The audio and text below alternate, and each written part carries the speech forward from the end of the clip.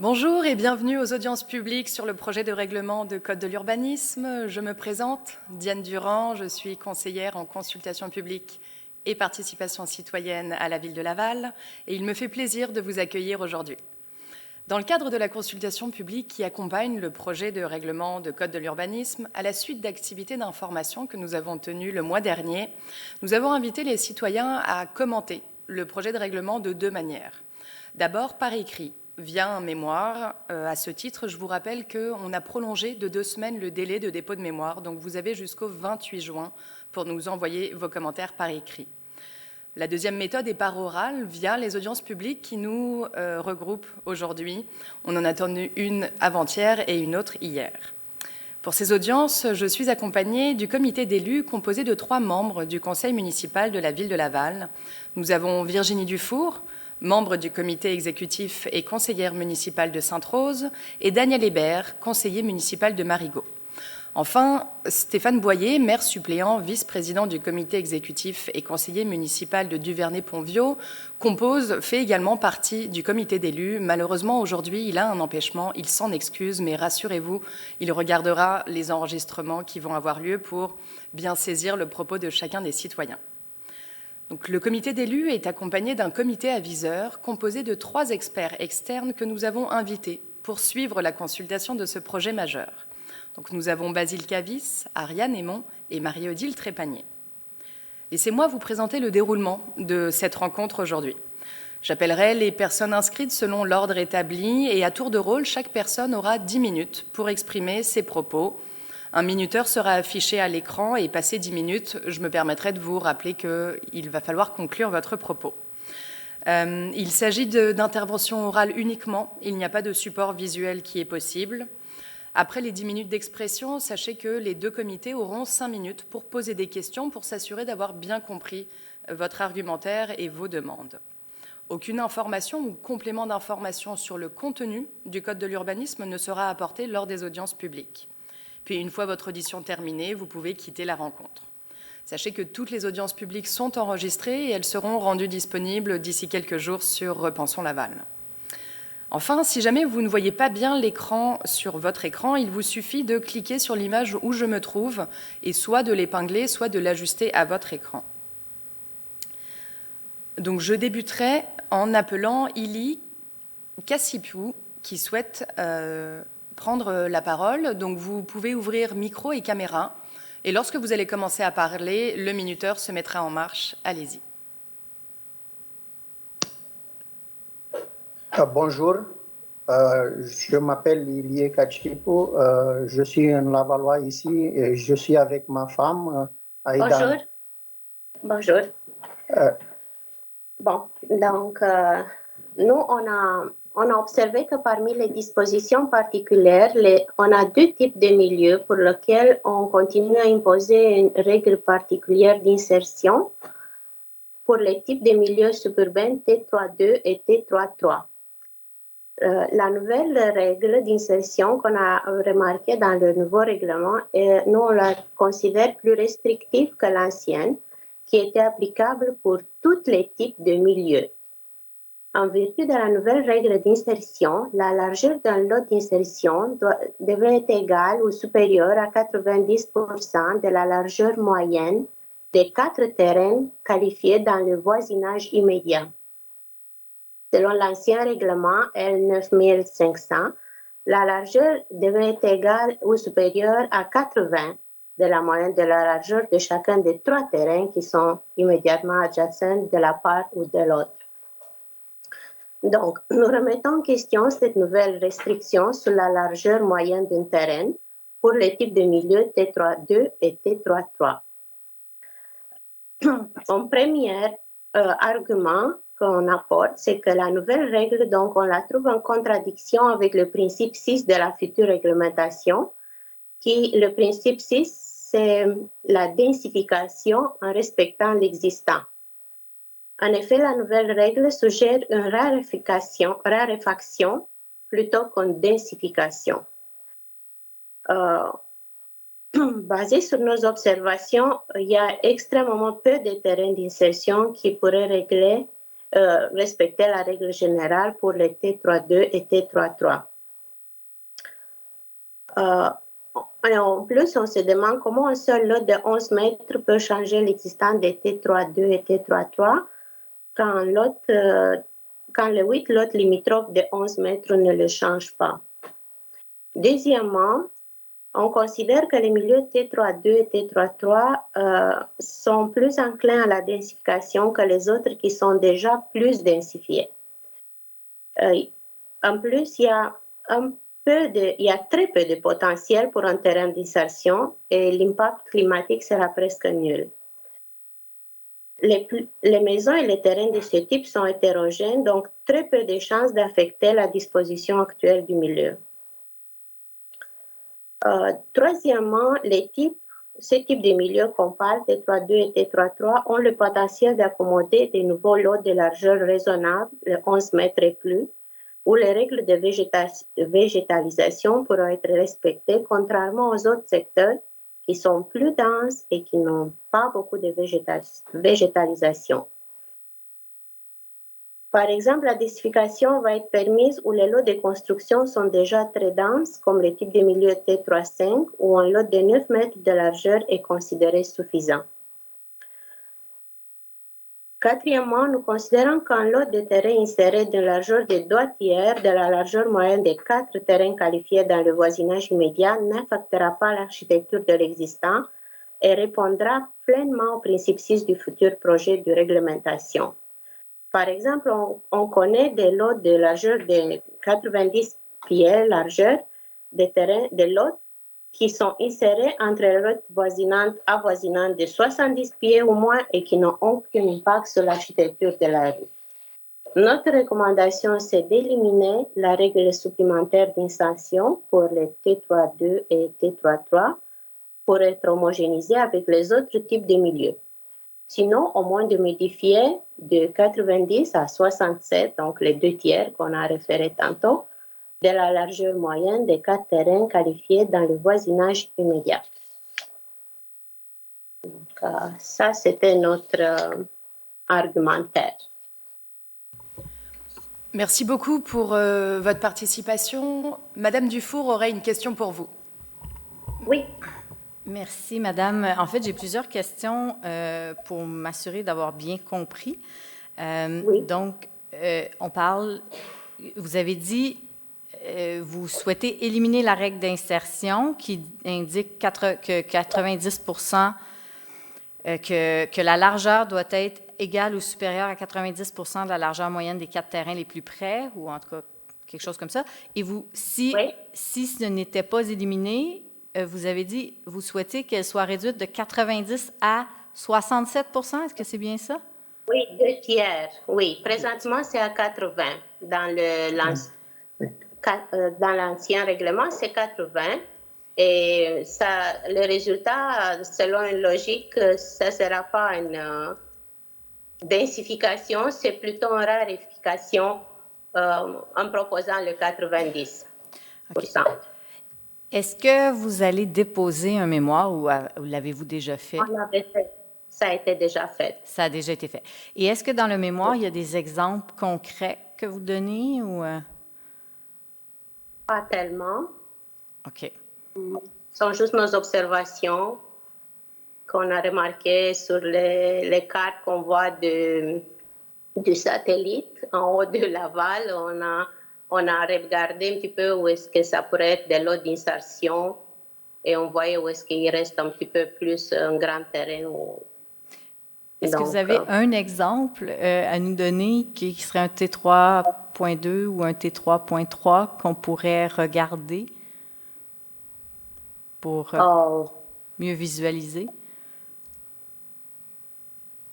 Je ne sais pas. Non. De quel point de vue vous voulez un exemple? De terrain? Est-ce que vous voulez exact. un lot? Un lot. Un exemple. Juste pour nous aider à le visualiser. Non, on n'a pas présentement à côté de nous un exemple Mais quelle sorte d'exemple vous voulez? Parce que je ne comprends pas quelle sorte d'exemple vous voulez avoir. Excusez-moi. Bien, j'imagine que lorsque vous avez regardé le règlement et vous avez jugé que la règle d'insertion était plus restrictive et qu'elle ne s'appliquerait pas, j'imagine que vous aviez en tête certains terrains. Ah oui, oui.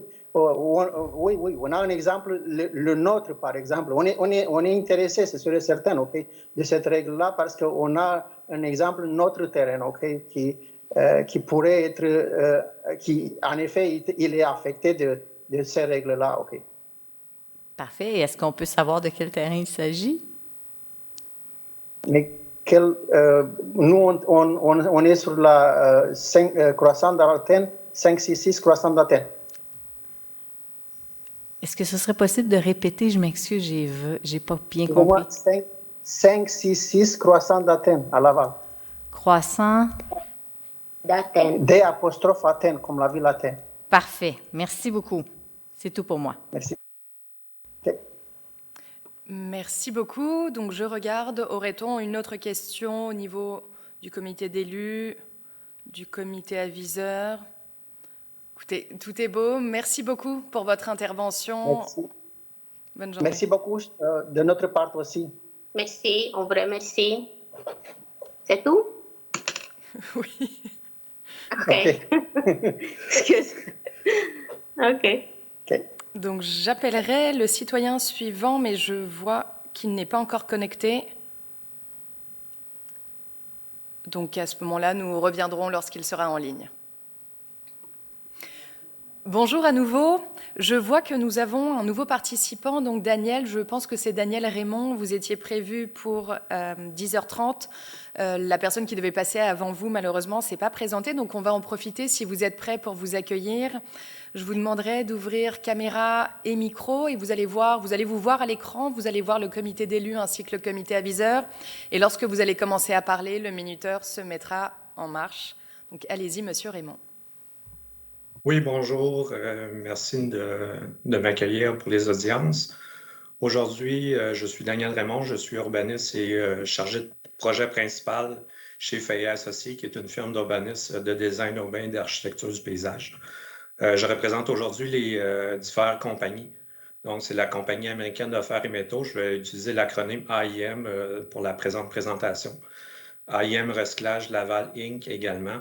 AIM Service Corporatif Inc. et AIM Kenny Leopold, qui sont des propriétés qui sont localisées au 1500 et 1600 rue Léopold-Hamelin et également au 2195 Montémasson.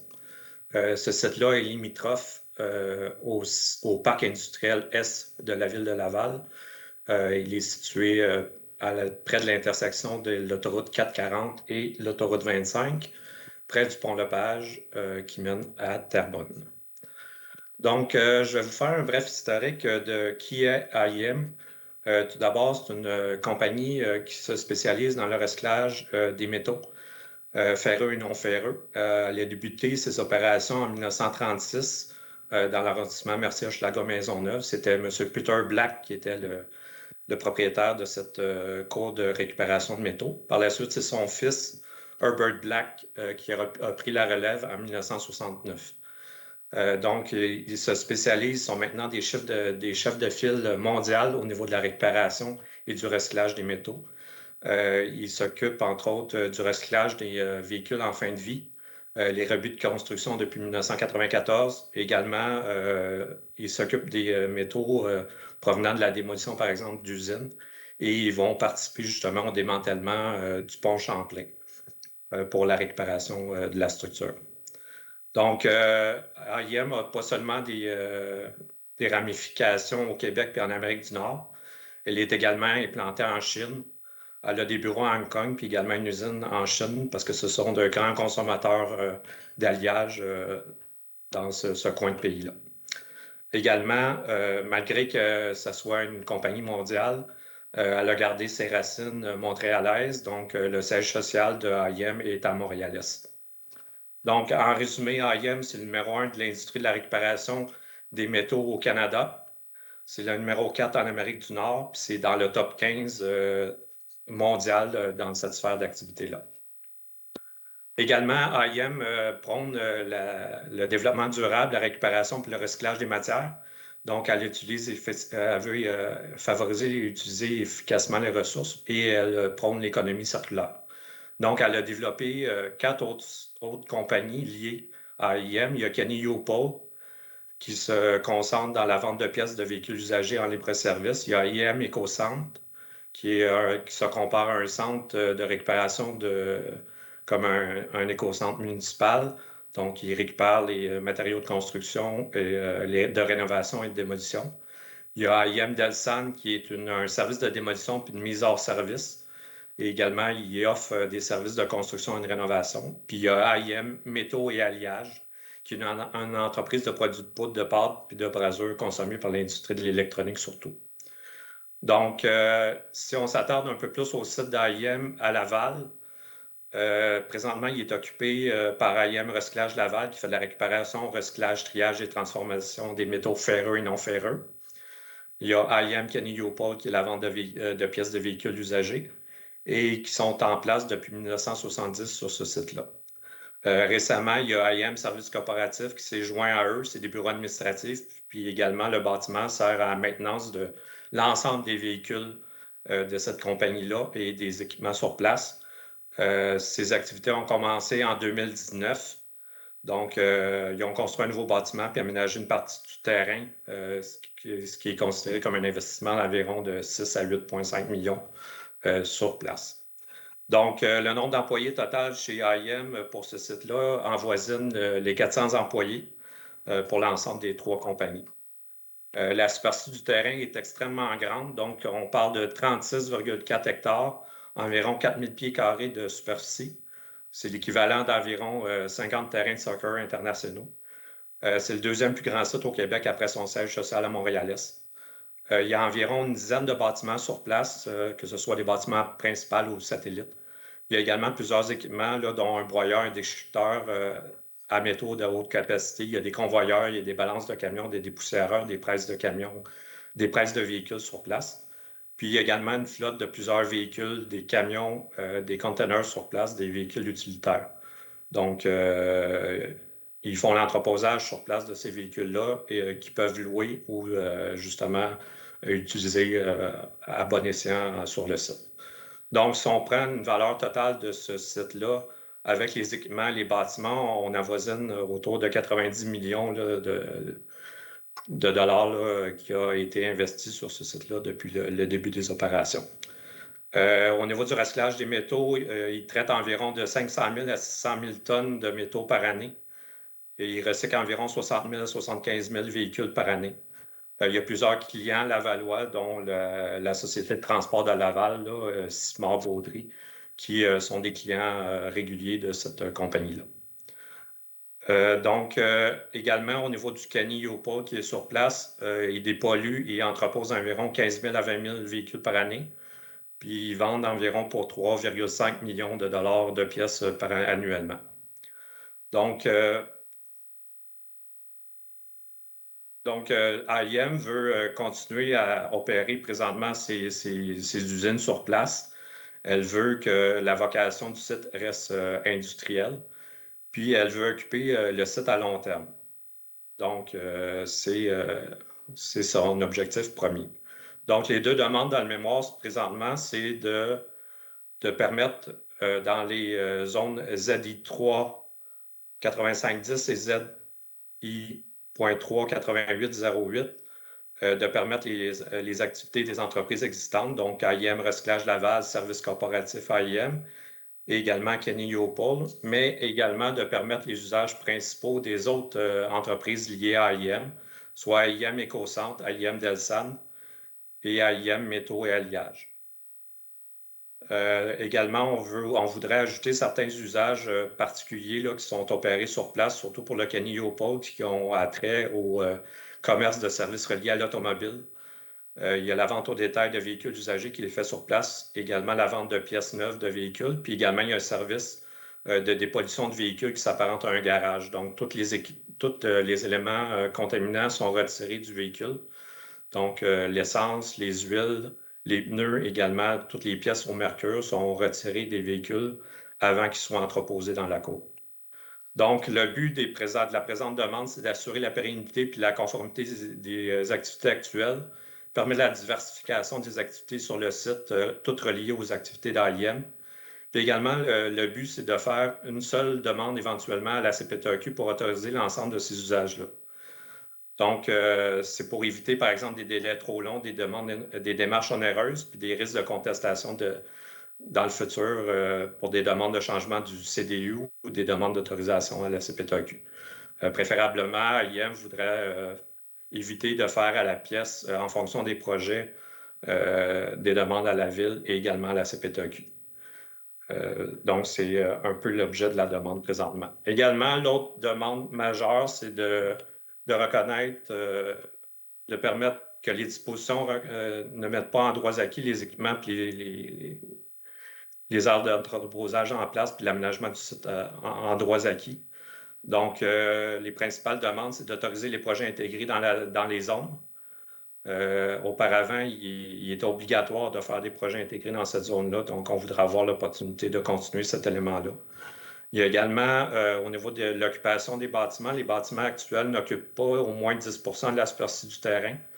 Donc, actuellement, AIM Kiani occupe 3,7 puis Services corporatifs AIM occupe environ 6,2 puis l'exigence est de 10 sur la superficie du terrain. Il y a également d'autres normes qu'on voudrait qu'ils soient, par exemple, d'autoriser les dômes en toile parce que cet équipement-là est important pour eux pour protéger les équipements en place qui ont une valeur très grande.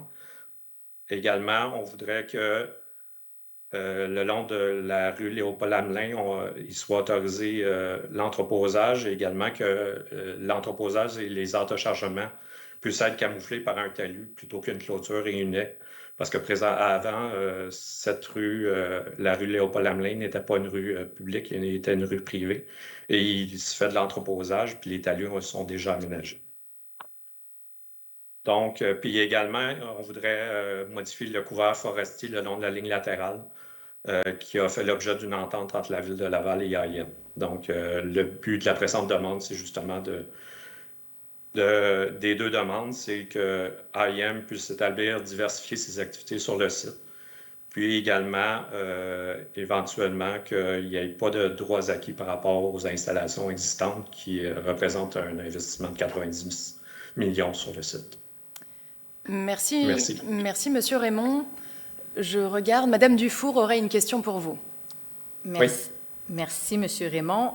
Peut-être juste mieux préciser la demande concernant le couvert forestier que vous avez dit à la toute fin. Là, je pense que vous étiez pressé dans le temps et c'est normal. Donc, peut-être juste nous l'expliquer un peu mieux. Oui, bien, il y a eu des travaux qui ont été faits sur la propriété le long de la ligne latérale. Et il y a eu une entente entre la Ville de Laval et AIM pour modifier la configuration de cet espace-là. Et AIM, dans la mesure du possible, voudrait que la limite de cet espace-là représente le périmètre qui avait été fait dans l'entente, dans l'engagement d'entente en mars 2020. OK. Donc, ce que vous souhaitez, c'est que le CDU, dans le fond, que la zone identifiée comme couvert forestier dans le CDU corresponde exactement aux limites où il se trouve présentement, ou à l'entente? À l'entente. À l'entente. Celle qui est l'annexe 1 de l'entente, de l'engagement du propriétaire envers la Ville de Laval. Parfait. Et peut-être, pour moi, c'était... excusez-moi, on a fait des démarches également pour modifier ce couvert forestier-là également chez nous. Parfait, merci. J'imagine que vous allez déposer un mémoire si ce n'est pas déjà fait. Oui, on l'a déposé le 11 juin dernier. Ah, parfait. C'est pas rentré chez nous... la commission. Peut-être ma dernière question, est-ce que ce serait possible de préciser ce qui est prévu actuellement au CDU?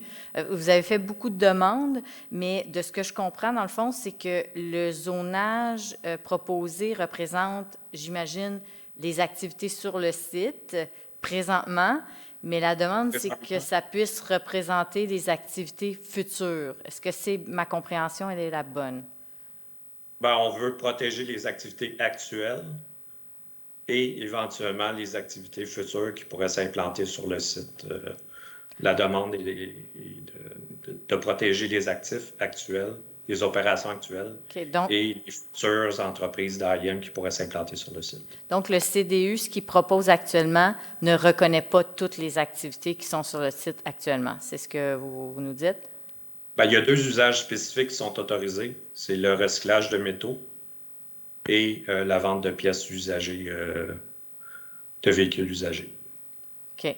Mais tous les autres usages qui se passent présentement sur le site ne sont pas prévus. C'est bien ça? Exact. Parfait. Oui. Merci beaucoup. De rien. Merci pour votre réponse. Donc, je regarde au niveau du comité aviseur s'il y aurait une autre question. Ça semble clair. Donc, à ce moment-là, Monsieur Raymond, je vous inviterai à poursuivre avec votre deuxième représentation. Vous avez à nouveau 10 minutes, étant donné que c'est un autre dossier. Donc, le minuteur va s'inscrire et vous allez pouvoir commencer en précisant cette fois quel organisme vous représentez. Allez-y. Oui. Alors, bonjour encore. Je suis Daniel Raymond, urbaniste et chargé de projet principal chez Fayet Associés. Donc, aujourd'hui, je viens vous présenter un mémoire. Je suis en audience pour le mémoire qui a été transmis en juin dernier pour 2 compagnies, qui est Total Metal Récupération Inc., qui est l'acronyme TMR, également la compagnie américaine de fer et métaux, AIM, qui est propriétaire du terrain adjacent à TMR, qui est le 2000 rue Léopold-Hamelin. Donc, présentement, sur le site, il était fait de la récupération, du recyclage, du triage et de la transformation de métaux ferreux et non ferreux. Présentement, il y a environ de 25 à 30 employés qui sont sur le site. Les caractéristiques du site, c'est une superficie d'environ 8,9 hectares, donc 960 000 pieds carrés, ce qui est l'équivalent d'environ de 12 terrains de soccer international. Le nombre de bâtiments sur le terrain, c'est 3 bâtiments principaux et satellites. Il y a également quelques véhicules sur place, là, des camionnettes, des chargeuses, mais la plupart des véhicules sont entreposés sur le site adjacent d'AIM. Donc, la valeur du terrain et du bâtiment au rôle d'évaluation est évaluée à environ 14 millions. Donc, cette propriété-là a débuté ses activités en 2017 et elle a été rachetée par AIM à la fin de 2019. Donc, ce terrain-là, les particularités également, c'est que la partie ouest du lot principal de cette propriété-là est dans la zone agricole permanente. Puis la partie est est dans la zone blanche, dans le parc industriel est de la ville de Laval. Donc, ce site-là est également, chevauche, c'est également 2 zones. Donc, qu'est-ce qui correspond à la limite de la zone agricole est dans la zone ZI.3 8510 et la partie qui est dans la zone blanche est dans la zone ZI.3 8030. Donc, il y a 3 demandes dans le mémoire principal. Donc, le but, c'est de créer une nouvelle zone ZI3, même la zone ZI3 8030, qui est la partie du terrain qui est dans la zone blanche.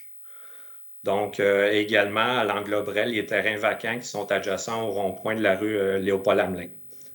Donc, le but, c'est peut-être éventuellement qu'AIM ou TMR acquiert ces terrains-là qui sont peut-être voués justement à une expansion du site là, de AIM qui est juste adjacent à ce site-là.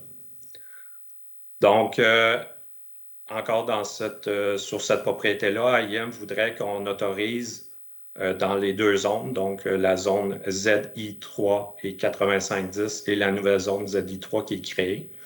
Les entreprises liées à AIM, soit AIM Kenny Leopold, AIM Écocentre, AIM Delsan, puis AIM Métaux et Alliage, et que TMR, soit le recyclage de la récupération et le triage des métaux puissent continuer sur ce site-là. Donc, afin de faire toutes ces activités de ces entreprises-là, dans la zone ZI3 8510, qui est la partie du terrain qui est dans la zone agricole permanente. Les usages autorisés présentement permettent les activités de TMR, IM Kenny-Yopol et IM Écocentre. Sauf qu'il faudrait faire des nouvelles demandes d'autorisation à la SPTAQ pour IM Écocentre et Kenny-Yopol.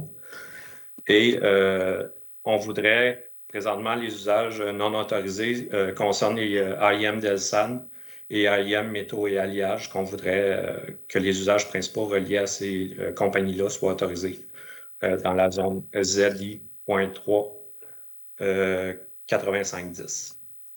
Les autres, dans la nouvelle zone ZI3, qui est la partie du terrain dans la zone blanche, présentement, les usages autorisés permettent les activités de TMR, qui est la récupération et le triage des métaux, AIM Écocentre, AIM Delsan, AIM Métaux et Alliage.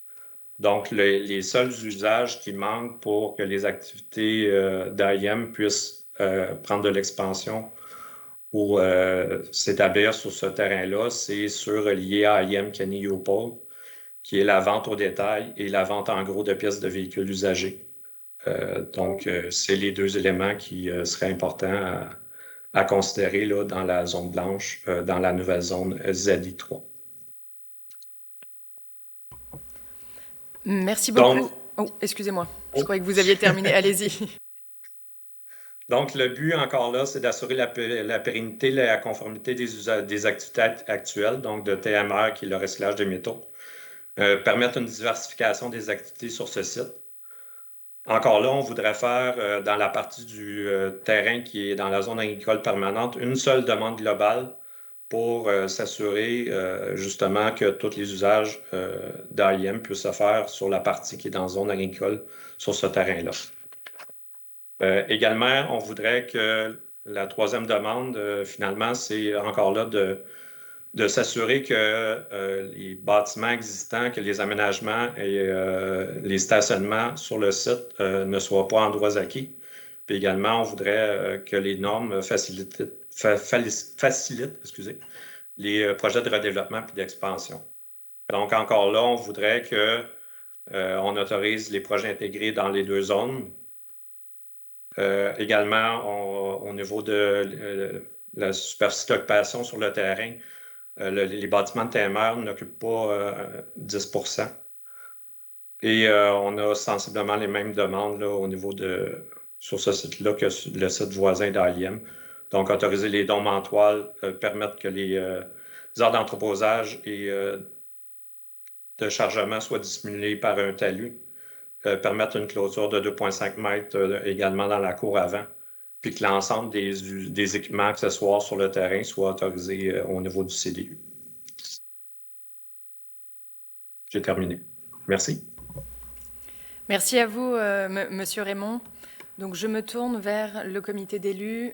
Il n'y a pas de questions. Le comité aviseur, je regarde, n'en aurait pas non plus. Donc, à ce moment-là, je vous inviterai à commencer votre troisième dossier. Oui.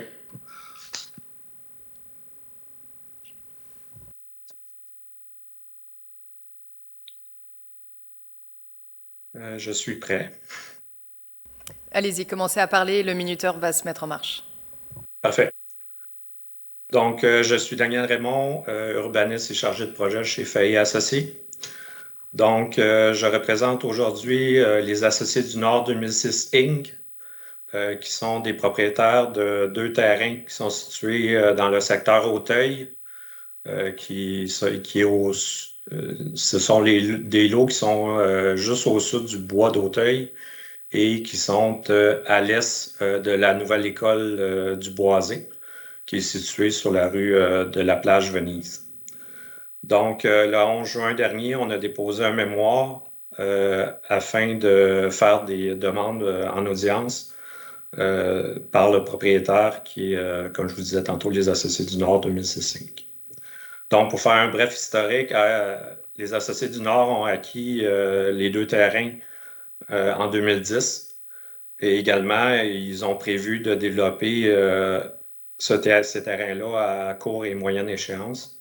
Donc, on a entamé en 2016 des démarches de demande de services municipaux qui est la DSM 062, pour construire un projet résidentiel de moyenne densité qui comporterait environ 400 unités de logement qui sont réparties dans plusieurs typologies d'habitations. Il y a des habitations unifamiliales jumelées, des habitations unifamiliales contiguës, des habitations trifamiliales isolées et jumelées, puis également des habitations multifamiliales contiguës de 6 à 8 logements.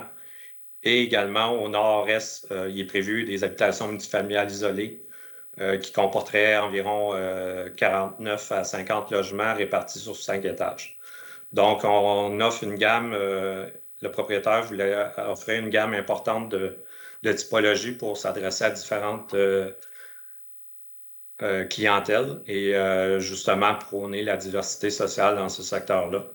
Donc, c'est pour ça qu'il y a autant de typologies qui sont envisagées dans ce secteur-là. La superficie totale du site à développer est d'environ 100 000 mètres carrés, soit environ 1 100 000 pieds carrés. Donc, suite à la validation, à l'analyse du CDU, il y a certaines demandes qu'on voulait faire au niveau de ce site-là. Dans le projet, il est envisagé 2 projets intégrés. Donc, dans l'îlot central en face de l'école, il y avait des habitations unifamiliales contiguës et des habitations multifamiliales contiguës de 6 à 8 logements qui étaient prévus en projet intégré. Puis également, au nord-est, les 3 habitations multifamiliales de 49 logements étaient également prévues en projet intégré. Le projet comportait un parc qui était adjacent au bois d'Auteuil, qui avait environ une superficie de 5 000 mètres carrés. Il était prévu de faire un chalet d'accueil dans ce parc-là pour que ça soit la porte d'entrée vers le parc écologique d'envergure régionale que la Ville de Laval voulait aménager dans le bois d'Auteuil jusqu'à la rivière des Mille-Îles. Également, il faut prendre en considération que la portion nord du lot, 1 602 998, il y a plusieurs milieux humides d'intérêt qui occupent une grande superficie, environ 16 000 mètres carrés. Et ce milieu-là serait conservé là, lors du développement domiciliaire. Donc, il y a 4 demandes au total. Donc, c'est autoriser les projets intégrés dans les zones T4.3 4676 et T4.4 4676. Excusez-moi. T4.3 4677, 46.4 4676, qui est l'îlot central du projet en face de l'école. Également dans le milieu urbain compact, le T5.2 4680, qui est où est prévu les habitations multifamiliales, les 3 habitations multifamiliales de 49 logements. Donc, depuis qu'on a entamé les démarches de demande de DSM, il y a toujours eu 2 projets intégrés qui étaient prévus dans ces sections-là du projet. Donc, présentement, toute la planification de la desserte des services municipaux, la rétention des eaux, la topographie dans l'îlot central est réalisée en fonction que ça serait un projet intégré qui serait fait dans cette portion du développement avec une rue privée. Il n'a jamais été envisagé ou on n'a jamais présenté de plan afin de créer des lots conventionnels afin d'avoir un seul bâtiment par lot qui donne sur une rue publique. Dans le secteur où est-ce qu'il était prévu les 3 habitations multifamiliales, il faudrait si le projet intégré ne sont pas autorisés, il faudrait déplacer la rue privée parce que présentement, elle n'est pas à 45 mètres d'une branche d'un cours d'eau qui vient de l'est du terrain. Donc cet élément-là changerait la configuration de la portion nord du développement. Donc, il faudrait changer les typologies des habitations multifamiliales qui étaient prévues au nord. Également, cet élément-là, il faudrait également que la rue privée devienne une rue publique, donc qu'elle soit élargie et que la longueur soit augmentée. Donc, cet élément-là va également avoir un impact sur les aurait un impact sur les 2 habitations multifamiliales qui étaient implantées au nord de la rue. Puis, dans les 2 cas, le réaménagement de la rue en cul-de-sac public augmenterait la surface carrossable dans ce secteur-là plutôt que la rue privée qui est envisagée. Également, la deuxième demande, c'est de modifier la zone T4.44676 pour qu'elle devienne un milieu urbain compact T5.1 parce que afin que les habitations contiguës de 4 logements et plus soient autorisées dans cette zone. Donc ça, c'est la zone qui est juste en face de l'école du Boisé. Sur les plans, on a toujours présenté des bâtiments, justement des habitations multifamiliales contiguës. Sauf que là, en fonction du code de l'urbanisme, en fonction du milieu urbain T4.4, il est seulement autorisé les habitations multifamiliales, mais isolées ou jumelées. Donc, nous, on voudrait que les habitations multifamiliales contiguës soient autorisées. Parce que s'ils ne sont pas autorisés, il faudrait faire changer les typologies pour des habitations multifamiliales isolées ou jumelées. Et là, on a des restrictions de largeur qui sont exigées dans le code. Donc, on ne pourrait pas faire les bâtiments qui sont envisagés qui auraient une largeur de 45 mètres à 60 mètres de largeur. Si on fait des habitations multifamiliales isolées, il faudrait qu'on limite à 30 mètres. Puis également, si on fait des habitations jumelées, il faudrait limiter à 15 mètres chacun des bâtiments. Donc, cet élément-là changerait considérablement toute l'implantation des bâtiments dans ce secteur-là. Et également, ça aurait un impact. Ça augmenterait le nombre de bâtiments principaux dans l'îlot central. Ça diminuerait le nombre total d'unités de logements parce qu'on aurait plus de bâtiments avec moins d'unités dans chacun des bâtiments. Ça diminuerait les surfaces végétalisées dans les espaces communs réservés pour les résidents parce que maintenant, on prévoyait des unités contiguës. Là, en faisant des unités isolées ou jumelées, on est obligé de respecter les marges puis de diminuer les espaces communs dans ces secteurs-là. Puis également, ça demanderait une reconfiguration complète du stationnement souterrain qui était prévu. L'autre élément, c'est le code exige qu'un espace commun dans les projets intégrés occupe au moins 20 % de la superficie totale des terrains partagés. Dans les deux cas qui nous concernent, nous, on avait 2 projets intégrés. Cependant, cette norme-là est nouvelle par rapport au L2000. Donc, cette exigence-là n'avait pas été prise depuis 2016 là, concernant l'aménagement de cet espace commun. On a prévu des espaces communs pour les 2 projets intégrés. Cependant, ils occupent environ de 5 à 10 % l'espace des projets intégrés en lot partagé. Donc, si la norme reste à 20 %, ça a des implications sur le nombre total de logements qui sera autorisé. Il faudrait diminuer d'environ 50 logements sur le total de 400 logements. Donc, on se retrouverait avec un développement maintenant d'environ 350 logements au lieu des 400 envisagés. Donc, ça a un impact majeur. Et également, dans les projets intégrés, on voulait justement prôner la densification. On envisageait plus que les espaces communs ou les parcs soient près du boisé d'Auteuil, donc dans le parc et également la conservation du milieu humide, qui représente grosso modo environ 25 % de la superficie du terrain qui sont développés. Donc, on voudrait que l'exigence soit diminuée, soit retirée ou diminuée à un 5 % d'espace commun dans les 2 cas. Donc, il serait possible d'aménager des espaces communs qui occupent au moins 5 % de la superficie du lot partagé sur les 2 sites. Et il faut prendre en considération qu'on respecte la superficie, le pourcentage qui est exigé d'espace végétalisé dans les 2 projets intégrés. Donc, on respecte Je vous demanderai de conclure, Monsieur Raymond. Hein? Le temps étant écoulé, je vous demanderai de conclure. Oui.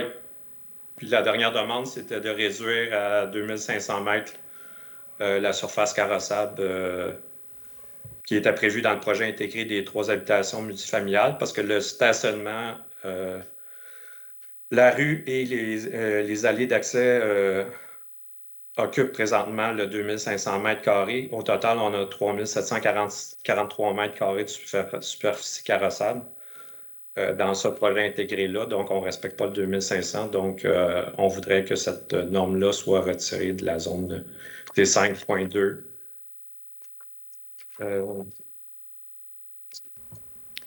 Très bien. Merci beaucoup pour votre intervention. Donc, je regarde, Madame Dufour aurait une question pour vous.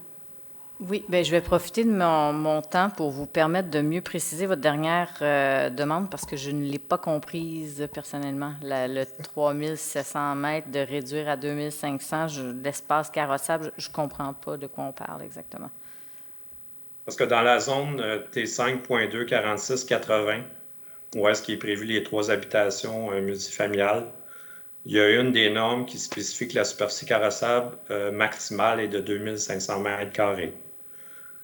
Donc, en fonction du plan qu'on a soumis dans la demande de DSM, la superficie carrossable atteint 3743 mètres carrés si on compte la superficie de la rue privée, les aires de stationnement puis les allées d'accès qui mènent au stationnement souterrain.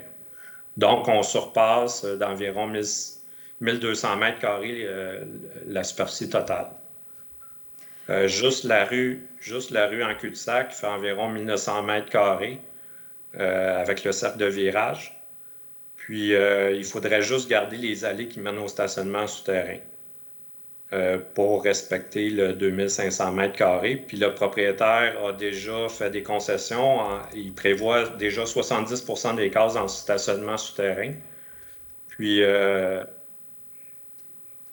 il veut avoir des cases à l'extérieur pour offrir à ses futurs locataires ou propriétaires la possibilité d'avoir des cases à l'extérieur. Puis également, il voudrait que les visiteurs aient les cases à l'extérieur plutôt que les cases intérieures dans les bâtiments, dans les stationnements souterrains. Donc, c'est l'élément qu'on voulait demander de retirer que la superficie carrossable maximale de 2500 mètres qui est exigée dans la zone T5 4680. OK. Donc, écoutez, j'ai tenté de prendre tout en note, mais dans le fond, ce que je comprends, c'est que vous voulez, le propriétaire voudrait pouvoir faire le projet tel qu'il a été dessiné et que le L2000 continue à s'appliquer sur son terrain et qu'il n'y ait pas les nouvelles normes, dans le fond, de verdissement qui permettraient de réduire les îlots de chaleur, d'offrir plus d'espace commun, que ça ne s'applique pas à ce terrain-là. C'est un peu ce que je perçois de toutes ces demandes-là. Là. Est-ce que je me trompe? Bien, il faut prendre en considération qu'on respecte le 30% minimum dans tous les cas d'espace végétalisé, que ce soit dans le projet intégré de l'îlot central ou dans le projet intégré qui est les 3 habitations multifamiliales. Là. Donc, nous, on respecte ces éléments-là. Puis, le but de la demande est d'éviter que le projet qu'on a soumis en DSM, qu'on doive le changer au complet. Et en fonction des normes du Code de l'urbanisme. D'accord. Si vous respectez le 30% d'espace végétalisé, pourquoi vous souhaitez alors de réduire les normes de 20% d'espace commun?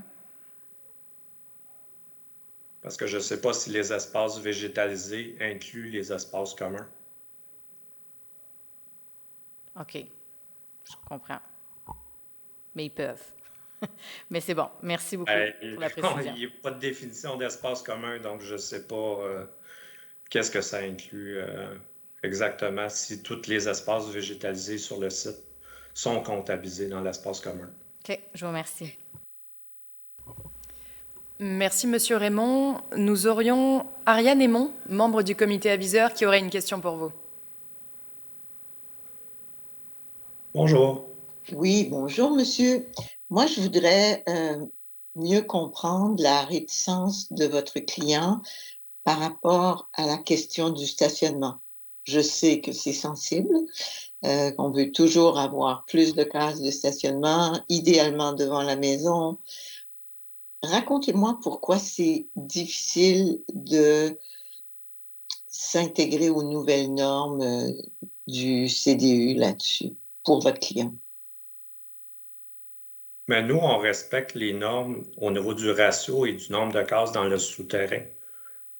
L'élément qui nous pose problème, c'est que la superficie maximale de la superficie carrossable dans le projet intégré des multifamiliales est limitée à 2500 mètres carrés. Donc, Seulement la rue privée fait 1900 mètres carrés. Donc, il me reste grosso modo 600 mètres carrés pour faire les allées qui mènent au stationnement souterrain. Donc, je n'aurai pas aucune case disponible à l'extérieur pour soit les visiteurs ou les gens qui n'ont pas les moyens de s'acheter peut-être une case en souterrain qui va être dans le projet. Donc, sur l'ensemble des 147 logements, également, la Ville nous avait spécifié qu'il fallait atteindre au moins un ratio de 1,5 cases par logement pour éviter le stationnement sur rue, que ça vienne créer, ça vienne empiéter dans les secteurs avoisinants, que justement, on avait prévu plus de cases. Cependant, on a fait un effort sous les bâtiments qu'on prévoit. Il y a des stationnements qui sont aménagés, qui sont prévus. Il y a même un des stationnements qui dépasse le sous-sol, qui est prolongé justement pour favoriser le nombre de cases à l'extérieur. Donc, sur le projet de 147 logements, il y aurait environ 47 cases qui seraient à l'extérieur. Sur le total des cases, comme je vous disais tantôt, il y a environ 70% des cases qui sont exigées, qui sont prévues pour le projet à l'intérieur. Donc, c'est l'élément. Puis, au niveau du projet intégré en tant que tel dans l'îlot central en face de l'école, j'ai seulement un stationnement extérieur commun qui a environ une vingtaine de cases. Toutes les autres cases sont prévues en stationnement souterrain, que ce soit pour les habitations unifamiliales contiguës ou les habitations multifamiliales contiguës.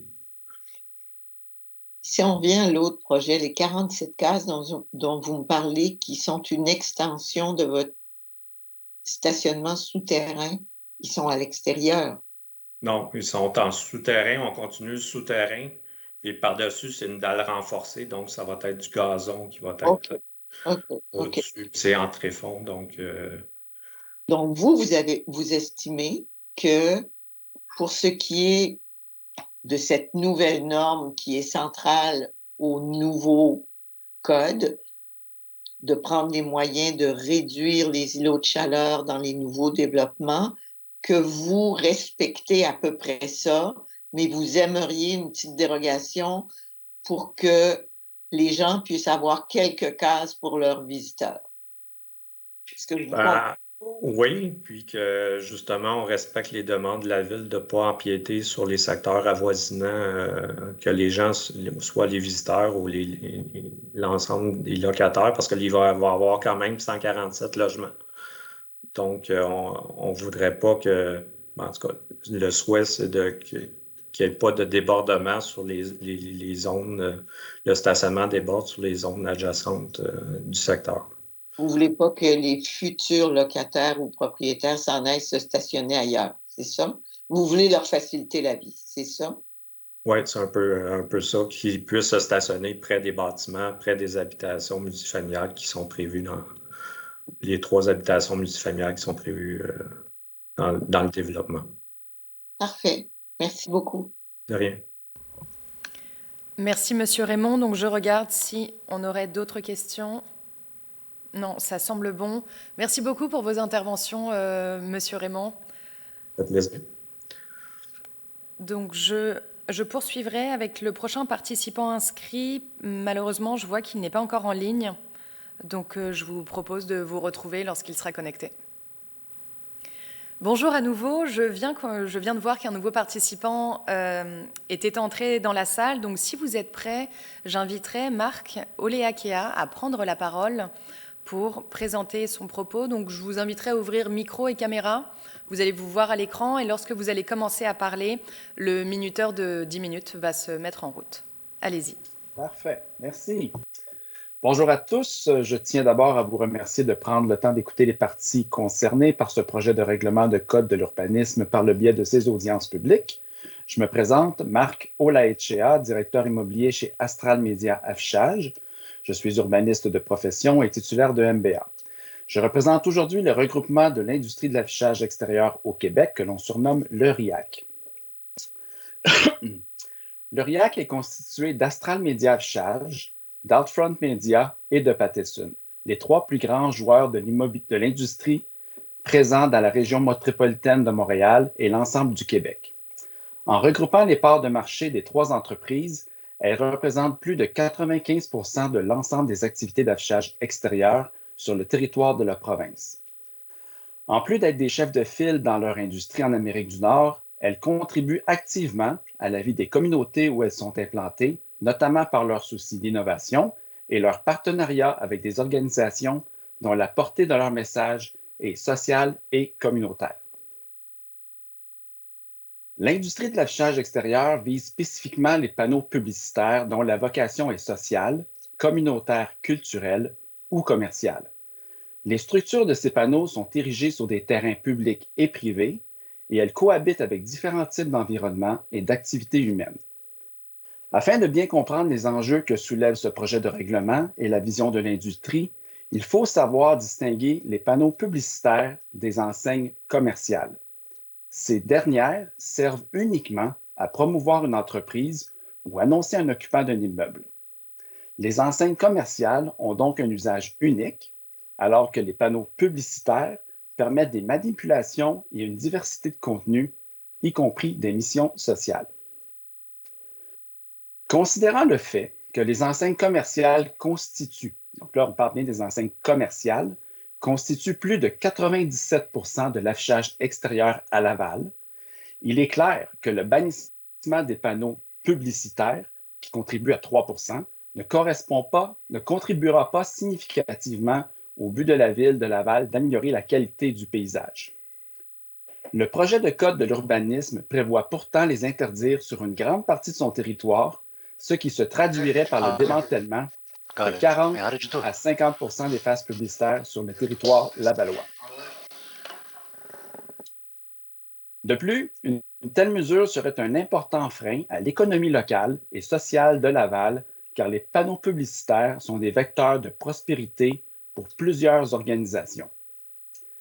Les panneaux publicitaires ont une grande utilité sociale. Ce type d'affichage permet la diffusion de messages d'intérêt public, y compris les messages de santé publique comme la COVID-19, les messages de la ville, les alertes Amber, les nouvelles caritatives, les impressions artistiques et des informations politiques.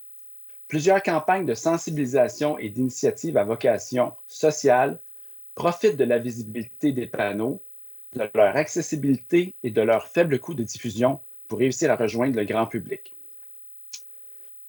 Les intervenants des 3 grandes entreprises d'affichage extérieur sont stables l'inventaire des 3 grandes entreprises d'affichage extérieur sont stables depuis plusieurs années. Et pour certaines compagnies, ils ont même diminué.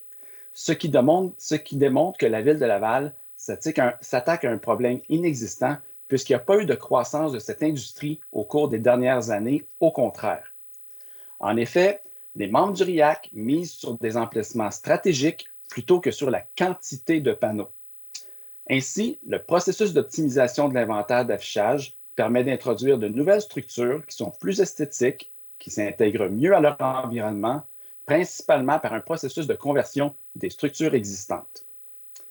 L'industrie de l'affichage publicitaire extérieur effectue des efforts d'intégration architecturale, d'harmonisation avec son environnement et d'innovation quant au design des structures. La nouvelle génération de panneaux publicitaires, tant statiques que numériques, s'intègre au tissu urbain et contribue à la signature architecturale des municipalités.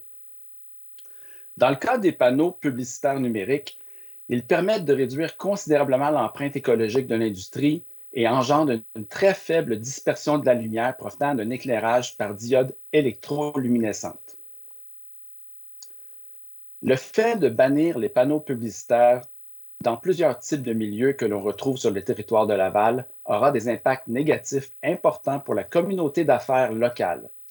Les panneaux publicitaires rejoignent un très vaste auditoire et sont très peu coûteux, ce qui en fait un média de prédilection pour les entreprises et organisations locales.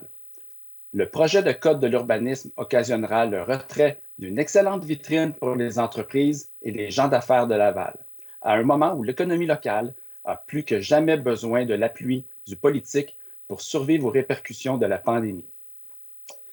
Finalement, il est important de souligner l'apport important de revenus pour l'administration publique et les propriétaires immobiliers que représentent les infrastructures de panneaux publicitaires. Ce sont des revenus autonomes, non négligeables pour la ville, et la hausse de la valeur foncière bénéficie aussi grandement aux propriétaires.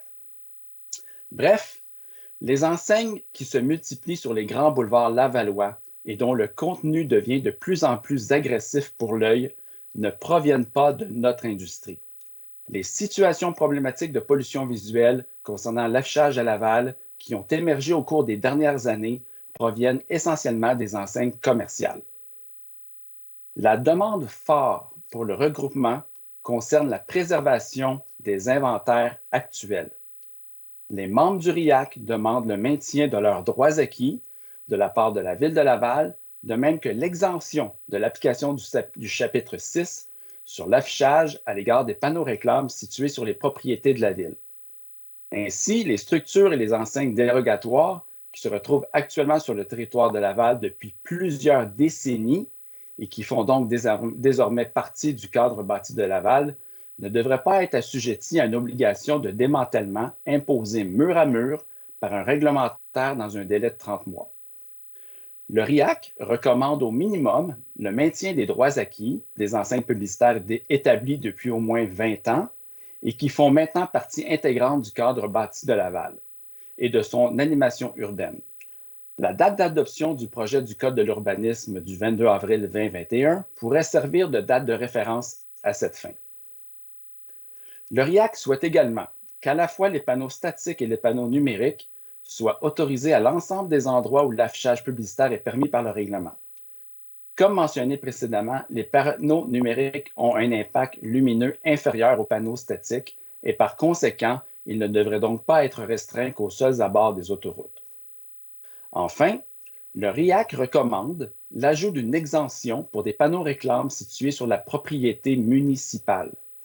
La grande majorité des panneaux réclames situés sur le territoire de Laval sont situés sur des terrains municipaux en vertu de baux signés avec la Ville.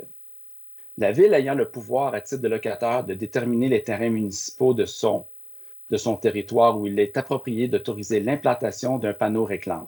Elle n'a donc pas besoin de s'auto-assujettir par l'effet de son règlement de zonage à des zones d'implantation fixes et prédéterminées. Au surplus, les ententes de location qu'elle signe sont d'une durée déterminée et la Ville n'a aucune obligation de les renouveler, dépendamment de ce qu'elle juge approprié, eu égard à chaque site en particulier. Le RIAC souhaite réitérer que les panneaux publicitaires sont essentiels à la vitalité de l'économie locale, en plus de contribuer à plusieurs causes sociétales et communautaires. L'affichage publicitaire est une partie intégrante du paysage des grandes villes et contribue positivement à l'animation urbaine. Par conséquent, le retrait des panneaux réclames dans certaines zones de la ville ne permettrait pas à l'administration lavalloise d'avoir l'impact visuel recherché. Les détails de nos recommandations se retrouvent dans notre mémoire. Donc, je suis disponible maintenant à répondre à vos questions. Merci beaucoup, Monsieur Oleachea. Je regarde au niveau du comité d'élus, nous n'avons pas de questions. Est-ce qu'au niveau du comité aviseur, il y aurait des questions? Laissez-moi regarder. Oui, nous avons Monsieur Basile Cavis, membre du comité aviseur, qui souhaiterait vous poser une question. Allez-y. Bonjour. J'ai une question pour vous pour faire une comparaison. Comment est-ce que le règlement lavallois se compare au règlement qu'il y a comme à Montréal? Donc, le règlement actuel ou le règlement proposé? Le règlement proposé, ou les deux même. Allez-y. Bien, le règlement proposé détermine des zones. Ça, c'est comparable à plusieurs villes au Québec. Là où ça se compare un peu moins, c'est par rapport à la gestion des droits acquis. Normalement, puis là, on va mettre de côté peut-être l'exemple du plateau Mont-Royal. Normalement, un panneau qui a été autorisé avec un permis ou une autorisation municipale bénéficie de droits acquis. Et là, jusqu'à temps qu'il y ait des changements, que ce soit de la construction, parce qu'il ne faut pas oublier que les panneaux réclames sont principalement situés sur des terrains vacants. Et à Laval, en plus, ils sont situés sur des terrains de la ville en grande majorité, avec deux contrats. Un contrat avec Outfront, un contrat avec Pattison, avec Astral. Et on est sur des terrains municipaux, des terrains vacants. Donc, éventuellement, il y a du développement qui se fait, que ce soit réaménagement de bretelles, que ce soit développement des terrains vacants. Et ces panneaux-là, graduellement, sont appelés à partir d'eux-mêmes. Ce qui arrive aussi, et qui est nouveau au cours des peut-être 15 dernières années, c'est l'arrivée des panneaux numériques. Donc, les panneaux numériques nous permettent d'implanter des structures et de compenser pour la perte des structures qu'on aurait pu perdre qui sont statiques. Donc, il n'y a pas une... C'est pour ça que je vous l'expliquais dans mon énoncé, il n'y a pas une croissance des panneaux publicitaires à Laval ou même au Québec. Au contraire, on a de moins en moins d'inventaires, mais ils sont remplacés par d'autres produits qui sont plus performants. Merci. Merci. Ça fait plaisir. Merci beaucoup. Aurions-nous une autre question? Non, écoutez, ça semble correct. Donc, merci beaucoup, monsieur, pour votre argumentaire et pour le mémoire que vous allez déposer. On vous remercie de votre participation. Ça me fait plaisir. Bonne journée. À vous aussi. Donc, je poursuivrai. Je vois que dorénavant, donc le participant, j'inviterai Vito Iluzzi à ouvrir sa caméra ainsi que son micro. Vous allez pouvoir prendre la parole auprès du comité d'élus et du comité aviseur. Et lorsque vous allez commencer à parler, le minutage va s'enclencher. Vous avez 10 minutes. Allez-y, monsieur.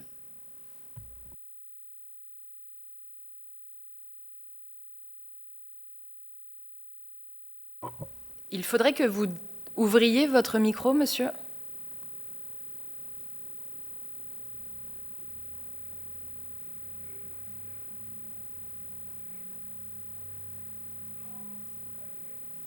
En fait, malheureusement, je peux vous le désactiver, mais je ne peux pas vous l'activer. Non, je vous vois parler, mais je ne vous entends pas. Tout en haut de Teams, vous avez la forme d'un petit micro. Cliquez dessus s'il est barré. Actuellement, il est barré.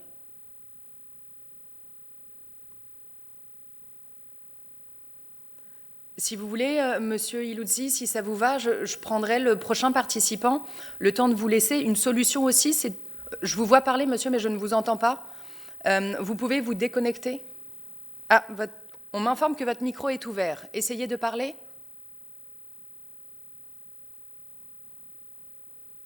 Malheureusement, le son ne fonctionne pas. Donc, ce que je vous proposerai comme solution, c'est peut-être de quitter la rencontre et de vous reconnecter à nouveau. Ça va mettre vos paramétrages à zéro. Et d'ici là, j'inviterai la prochaine personne à participer. Donc, on se revoit tout à l'heure, monsieur Iluzzi. Donc, je vois que madame Alexandra Rizzuto s'est connectée. Merci beaucoup d'avoir anticipé cette situation. Donc, si vous êtes prête, madame Rizzuto, je vous inviterai à ouvrir micro et caméra. Bonjour. Bonjour. Votre micro fonctionne bien, donc vous pouvez commencer à parler. Le décompte démarrera. Parfait, merci.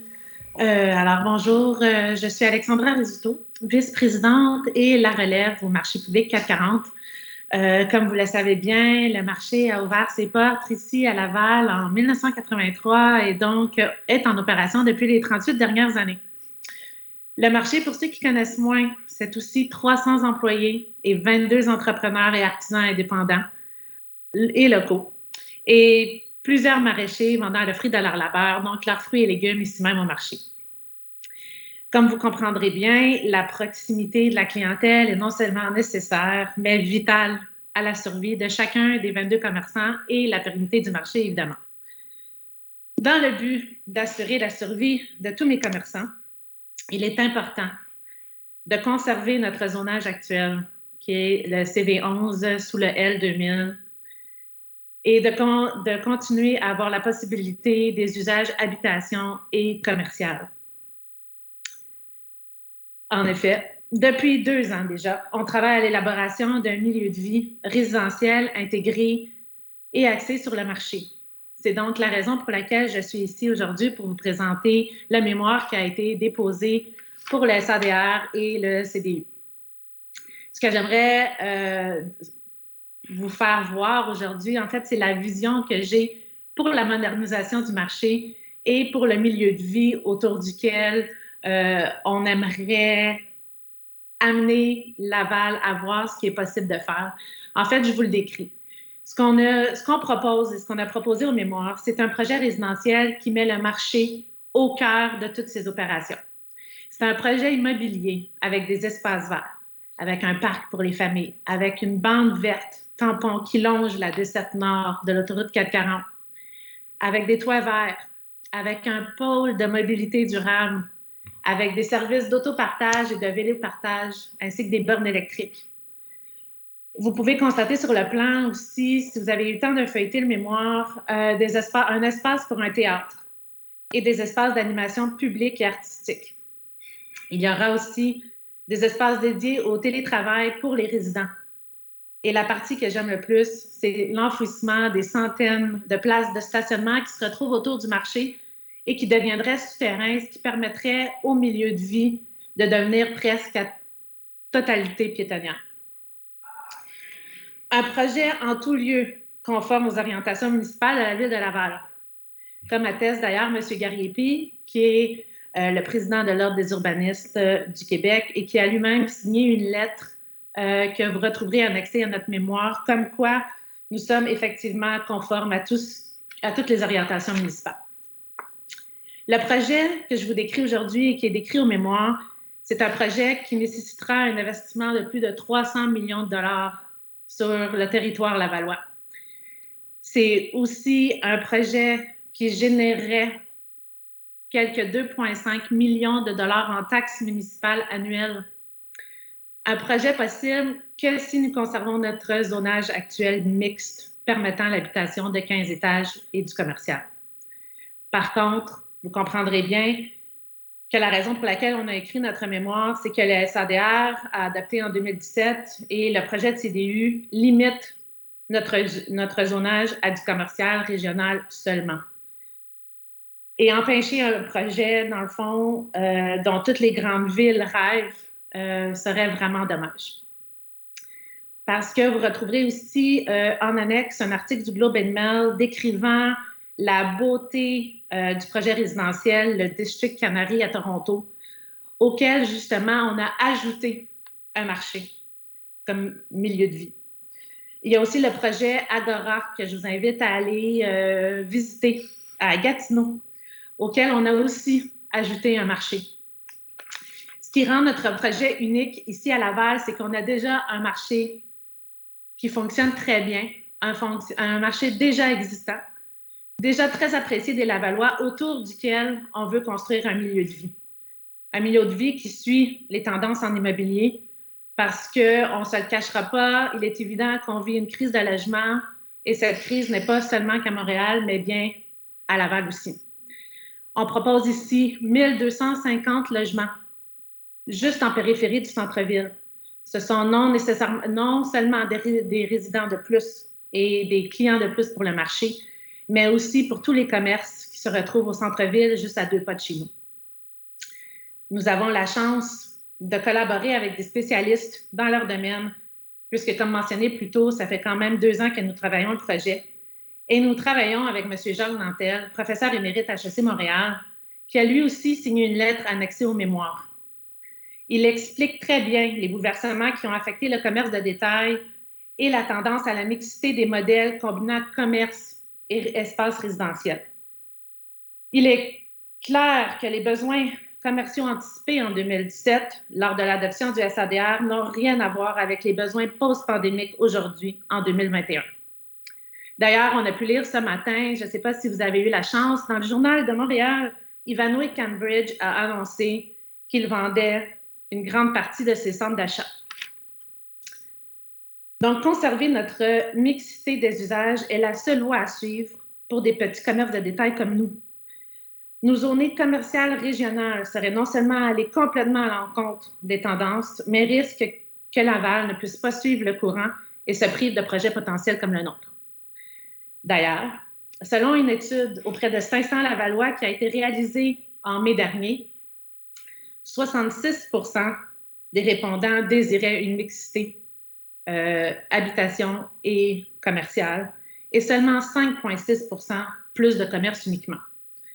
Dans la même étude, que vous retrouverez d'ailleurs en annexe aux mémoires, 74 % trouveraient regrettable, même catastrophique, de perdre le plus grand marché public de Laval. Et soyons francs, n'être voué qu'à du commercial seulement pourrait être un obstacle majeur à la pérennité du marché. Vous retrouverez d'ailleurs une lettre de M. Pierre Francaire, propriétaire de la Fromagerie des Nations, qui est annexée aussi à une mémoire et qui décrit bien l'enjeu de mes 22 commerçants. En termes d'achalandage, vous me direz, oui, mais le marché fonctionne très bien, oui, on a des tours en arrière. Oui, le marché fonctionne très bien, on est encore en très bonne position, mais étant la relève, puis en ayant de gros souliers à chausser, il est important pour moi d'assurer la pérennité et la modernisation du marché pour les 38 prochaines années. Au marché, actuellement, on a 22 000 clients par semaine. Ce n'est pas un problème, c'est même très satisfaisant. Mon rôle, c'est de continuer à attirer la clientèle et assurer la survie de mes commerçants pour, comme j'ai mentionné, les 38 prochaines années. Et pour ce faire, un calcul est simple.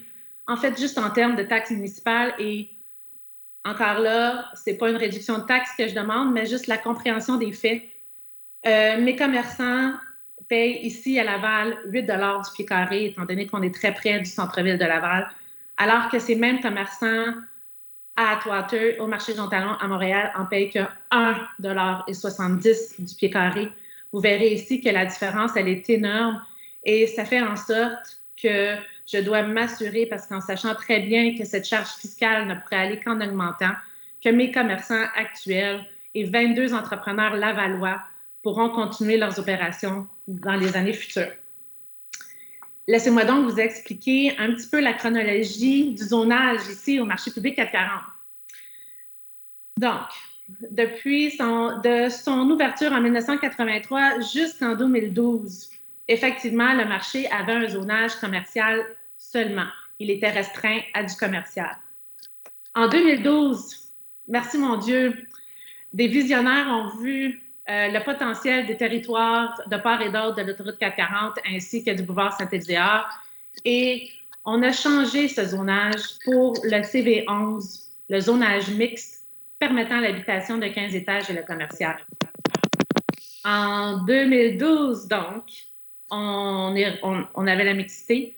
En 2015, au début de l'adaptation du SADR et à l'adaptation une fois que le SADR a été adopté en 2017, on revient à du commercial.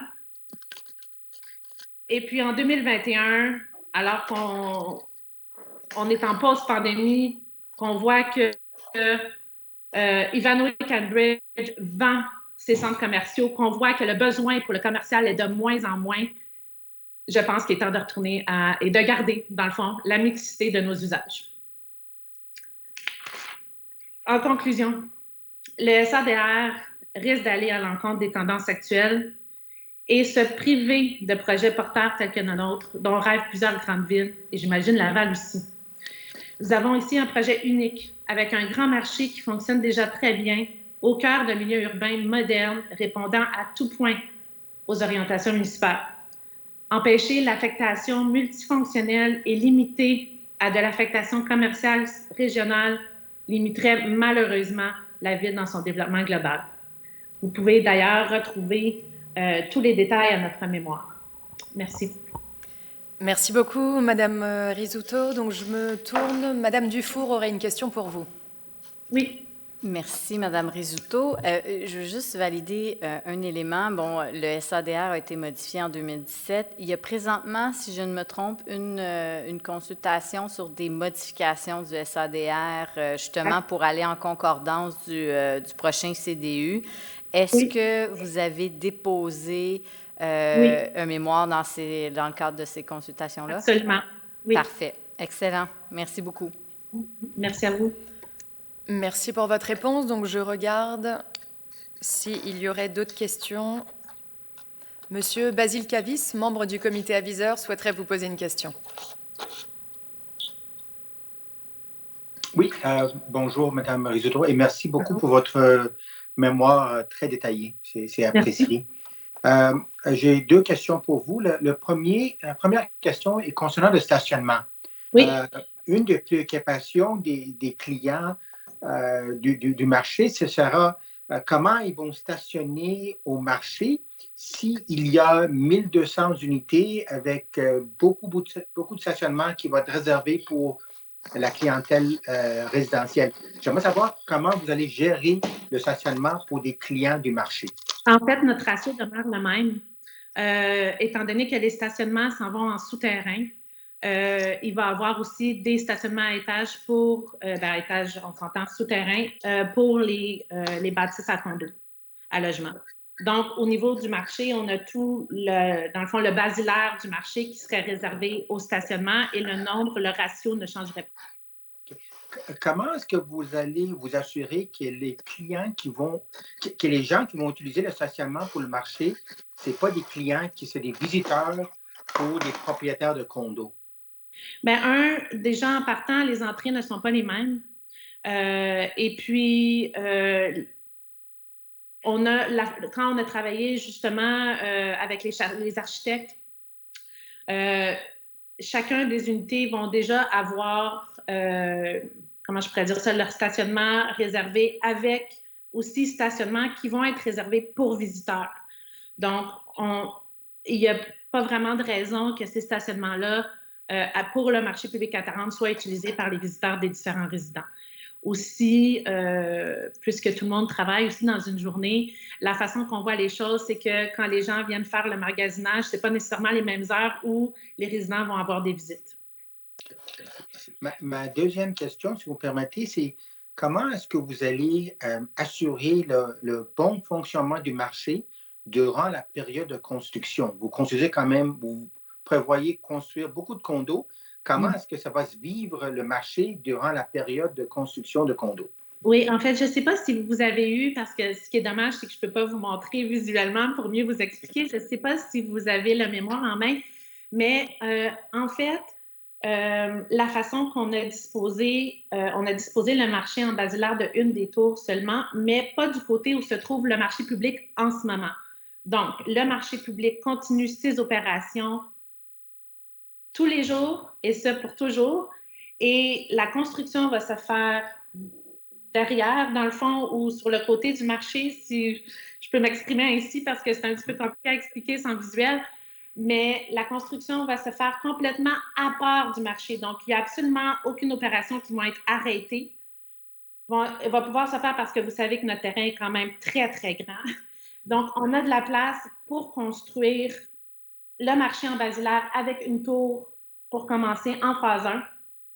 Et une fois que ce marché-là va être installé, on peut déménager les commerçants en basilaire et commencer à construire de ce côté-ci du terrain. OK. Merci. Merci pour vos réponses. Ça fait plaisir. Merci beaucoup. Donc, je regarde, aurions-nous une autre question? Non. Merci beaucoup, Madame Rizzuto, pour votre intervention. Ça m'a fait plaisir. Merci à vous. Donc, monsieur... Bonne journée. Merci, bonne journée à vous aussi. Donc, j'appellerai monsieur Vito Iluzzi. Je vois que votre micro est ouvert, votre caméra également. Vous allez bientôt apparaître à l'écran et vous allez pouvoir commencer. Le minuteur va s'afficher. Allez-y. Parfait. Alors, je veux saluer tout le monde aujourd'hui. Je vous remercie pour me donner l'opportunité de faire part de mes concerns.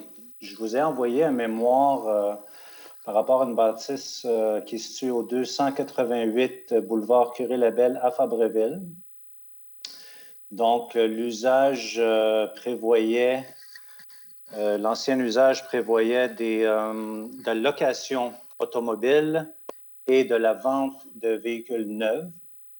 Donc, moi, je vais vous mettre en contexte. Nous, on est une compagnie de financement automobile. On fait de la location à long terme. On est déjà actif dans la ville de Laval depuis maintenant 11 ans. Nous employons 17 employés à temps plein. L'idée, c'était de faire l'acquisition de l'immeuble pour pouvoir exploiter à pleine capacité tous nos employés sous un même toit. Présentement, nous louons 2 locaux différents. Un pour notre flotte de véhicules qui sont nos reprises de finances. Donc, on a un entrepôt pour ça. Et on a en location un grand bureau avec notre quinzaine d'employés qui travaillent ici, à Laval. Donc, faisant l'acquisition de cet immeuble, ça nous permettrait de pouvoir concentrer tous nos efforts sous un même immeuble, puis limiter le va-et-vient, la logistique qui serait beaucoup plus facile pour qu'on puisse développer encore plus la compagnie, ce qui est notre but pour les 5 prochaines années minimum. Donc, cet immeuble-là, étant donné que le zonage permettait la vente de véhicules neufs, ça ne nous permettait pas de pouvoir exploiter notre entreprise, étant donné que nous, c'est des véhicules usagés. Et deuxièmement, la location de véhicules le permet sous l'ancien zonage. Donc, ça, c'était correct pour nous. La seule chose, c'est qu'étant donné qu'on a des véhicules et qu'on fait la mécanique, ça ne permettait pas non plus de pouvoir faire la mécanique automobile dans l'ancien zonage. Maintenant, je regarde le nouveau zonage qui est proposé dans le type d'immeuble qui est zoné présentement sur le nouveau zonage, c'est le ZC 2141. On n'a aucune mention dans le nouveau zonage de vente automobile usagée. Donc, ma question était, étant donné l'emplacement qui est basé sur le boulevard Curie-Labelle, donc présentement à la Ville de Laval, il y a une forte concentration de concessionnaires qui est située sur le boulevard, étant donné qu'il y en a un aussi juste de l'autre côté de la rue. De notre côté de la rue, au sud de la 440, on a plusieurs concessionnaires automobiles usagés et neufs. Du côté sud, il y en a beaucoup dans le quartier Sainte-Rose. Lorsqu'on parle de Fabreville, du côté sud de la 440, Curie-Labelle jusqu'à l'autoroute 15, il y a une moins forte concentration de concessionnaires de véhicules. Donc, présentement, cette bâtisse-là, c'est une bâtisse qui est sur un lot, donc c'est la partie arrière. Il y a une bâtisse qui fait façade Curie-Labelle. La nôtre se situerait à l'arrière dans un lot plus retiré à la partie arrière du lot. Donc, on ne serait pas en façade. Donc, la question que je me posais, c'est que, étant donné que c'était zoné anciennement pour une vente de véhicules neufs, mais la bâtisse n'était pas située en façade du boulevard, il n'y a jamais eu de concessionnaire de véhicules neufs, étant donné l'exposition, donc qui ne donnait aucune visibilité. Par ailleurs, c'est un des critères, étant donné qu'on est sur un boulevard qui est très passant. Si on a une façade, c'est sûr qu'on attire beaucoup plus de clientèle. Étant donné qu'on est d'une partie arrière, qu'on voit moins la bâtisse, elle est plus isolée, ça nous donne des restrictions par rapport à la visibilité. Mais pour nous, ce n'était pas un problème parce qu'on n'est pas concessionnaire neuf, on est concessionnaire usagé et on est une compagnie de financement en même temps. Donc, on a deux sociétés distinctes. Une primaire, c'est la compagnie qui s'appelle Finance Crédit Fixe, en location de véhicules. La deuxième sœur compagnie, c'est Liquide Auto, c'est un centre de liquidation de véhicules usagés. On a fait une recherche à travers l'ancien zonage. Puis, ce qu'on a vu, c'est qu'à travers toutes les différentes zones qui étaient permises pour la vente d'auto usagés, ce sont à 99% des bâtisses qui sont déjà existantes. Donc, la seule façon de pouvoir entrer sur le marché immobilier pour avoir une bâtisse de vente d'auto usagés, c'était d'acheter un concessionnaire qui est déjà zoné avec un permis. Donc, ce qui est très difficile présentement, il y a 2 concessionnaires à vendre à Laval, donc parmi des centaines. Ça limite beaucoup la possibilité, puis ces 2-là ne répondent vraiment pas à nos critères. Ensuite, il y avait 2 terrains bâtisses qui sont encore zonés pour vente d'auto usagés sous l'ancien zonage. On a approché les 2 qui ne vendent pas d'auto. Ce sont des sociétés complètement d'autres sortes d'entreprises, puis eux ne sont pas intéressés à vendre. Donc, principalement, en ce moment, ce qui arrive, c'est qu'il n'y a aucune façon de pouvoir opérer notre commerce de vente d'auto usagés. On on pourrait acheter l'immeuble pour faire nos bureaux administratifs pour la location de véhicules, mais ça nous restreint du côté, étant donné qu'on a d'autres volets, qui est la vente d'auto, ça nous limite dans le zonage à pouvoir faire les deux, ce qui serait idéal pour notre entreprise. Donc, on est limité en ce moment. Puis, je ne vois aucune ouverture avec le zonage qui est permis anciennement pour les véhicules usagés à Laval. Je ne sais pas c'est quoi l'idée de la Ville, s'il y a une ouverture pour pouvoir développer un peu plus de permis ou de zonage pour pouvoir faire cette pratique. Mais en ce moment, c'est extrêmement difficile de pouvoir opérer une entreprise de véhicules de vente usagés. On comprend est-ce qu'il y en a beaucoup déjà à Laval. Je peux peut-être comprendre que la Ville n'est pas ouverte à pouvoir développer encore plus. Mais d'un autre côté, on voit cet immeuble-là comme une très bonne possibilité pour nous de pouvoir opérer notre entreprise, étant donné que c'est sur un boulevard qui est déjà utilisé fréquemment pour la vente de véhicules. La bâtisse est dans une zone commerciale qui est des deux côtés, que ce soit les zones arrière, avant, des deux côtés latéraux aussi. C'est commercial partout, donc je ne vois pas pourquoi ce serait un inconvénient, étant donné qu'il n'y a pas de concentration de résidentiel où on pourrait profiter de cette occasion-là. J'espère que la Ville va pouvoir regarder cet immeuble et voir si on pourrait faire un changement de zonage qui n'est pas majeur, étant donné que ça a déjà été zoné pour, comme je vous disais auparavant, pour la vente de véhicules neufs. Mais étant donné que le neuf, ça ne marchera pas, c'est sûr et certain. On a même approché quelques bannières pour voir si on pourrait entrer un concessionnaire neuf, mais étant donné qu'on n'est pas zoné et il ne nous permet pas de faire les réparations automobiles, ça nous a été refusé pour pouvoir entrer une bannière d'auto neuve. Donc, ce serait un autre contexte à regarder dans le cas de cet immeuble-là, que ce soit aussi, on aurait la permission aussi d'avoir l'opportunité de pouvoir réparer notre flotte de véhicules, que ce soit seulement pour notre flotte à nous et non pour faire un commerce. On serait ouvert à cela aussi. Donc, c'est ça que je vous proposais aujourd'hui. On a une offre d'achat présentement sur l'immeuble qui est encore assujetti au changement de zonage. On continue d'avoir des délais supplémentaires pour voir jusqu'à où est-ce qu'on peut arriver, jusqu'à temps qu'on ait une réponse de la Ville, que ce soit positif ou négatif. On espère vraiment d'avoir une réponse rapidement.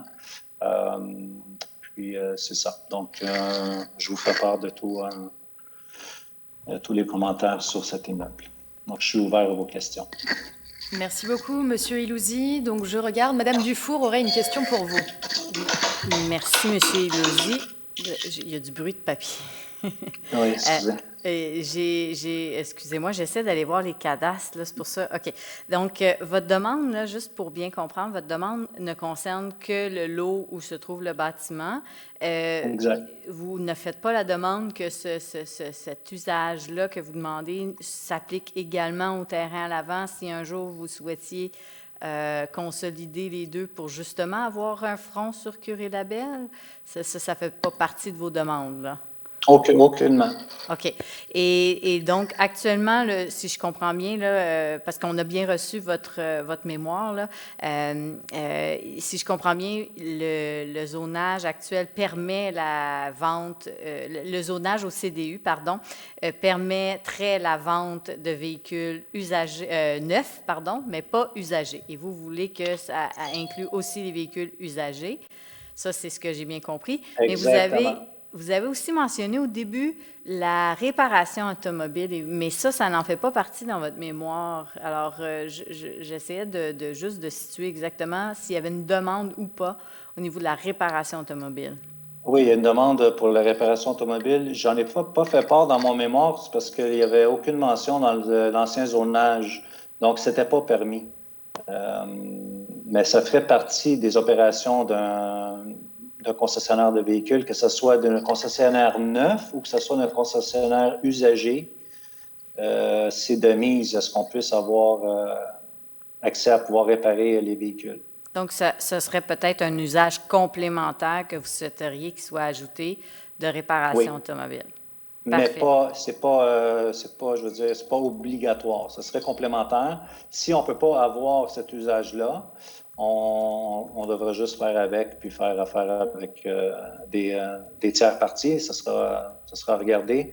Mais le plus important, c'est vraiment le zonage de pouvoir faire la vente de véhicules usagés. Parfait, Jo, merci beaucoup. Merci à vous. Merci beaucoup. J'aurai Marie-Odile Trépanier, membre du comité aviseur, qui souhaiterait vous poser une question. Bonjour, madame. Oui, monsieur Islouzi, est-ce que, pour bien comprendre votre demande, à côté, il y a un corridor de pylônes électriques? Oui. Et puis je vois qu'il y a des véhicules stationnés en dessous des pylônes, des fils. Oui. Est-ce que vous convoitez ce site-là ou c'est complètement différent de votre entreprise? Non, Madame Trépanier, ce site-là, particulièrement, c'est un stationnement pour les véhicules récréatifs. Donc, c'est sur le trajet des véhicules récréatifs. C'est déjà le genre de zonage où est-ce que les gens peuvent stationner leur VR en tout temps, que ce soit court terme, long terme. C'est ce que j'ai pu comprendre du propriétaire qui avait la bâtisse anciennement, qui, lui, vendait des véhicules récréatifs. Puis, si on va sur le terrain même, en tout temps, il y a des véhicules qui se stationnent sur le terrain. C'est un terrain vacant, mais qui est convoité par les VR.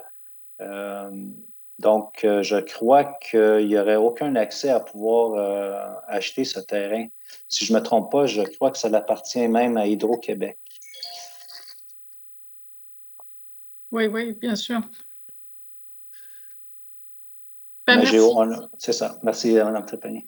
Merci. Donc, votre terrain est vraiment limité par l'emprise Hydro-Québec. Exact. Merci. Bonne journée.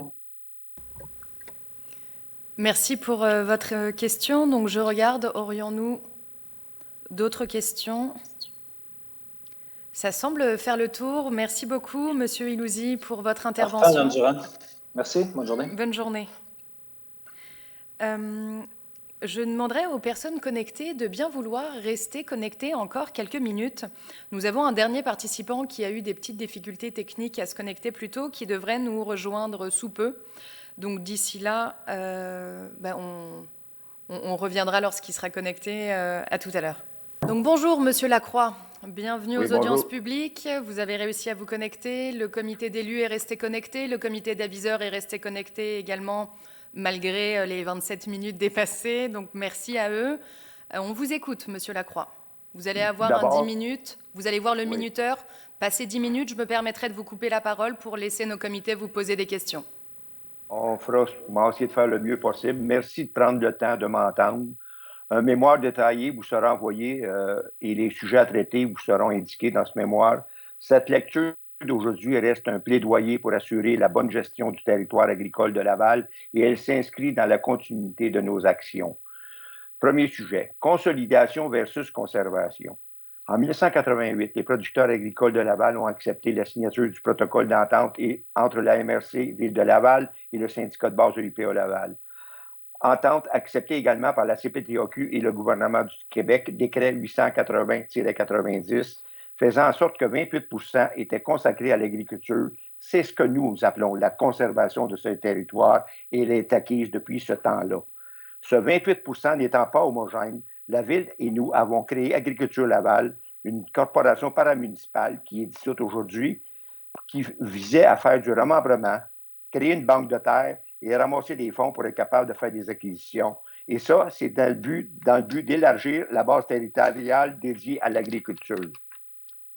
En 2016, le PDZA avait comme première priorité la consolidation de cette base territoriale. Présentement, la conservation prend toute la place. ARCI, forêt, ARCI, milieu humide, milieu naturel, ZAEP, etc., etc. Pas de juste équilibre entre ce que nous, on souhaite, c'est-à-dire la consolidation. Ce qui fait que ça vient constamment gruger la zone qui est dédiée à l'agriculture, dédiée à la pratique des activités agricoles et de décourager les producteurs agricoles. Dans l'actuel CDU, y a-t-il un règlement pour limiter, diminuer, éliminer les friches arbustives et herbacées dans la zone agricole crédible et permanente? Y a-t-il un règlement qui traite le sujet du remembrement des terres morcelées? Y a-t-il un règlement qui force la Ville à entretenir les cours d'eau de la zone agricole? Il faudrait bien plus que les commentaires de la vérificatrice générale concernant ce sujet. La Ville doit agir immédiatement, sinon on se raconte des histoires. Deuxième sujet,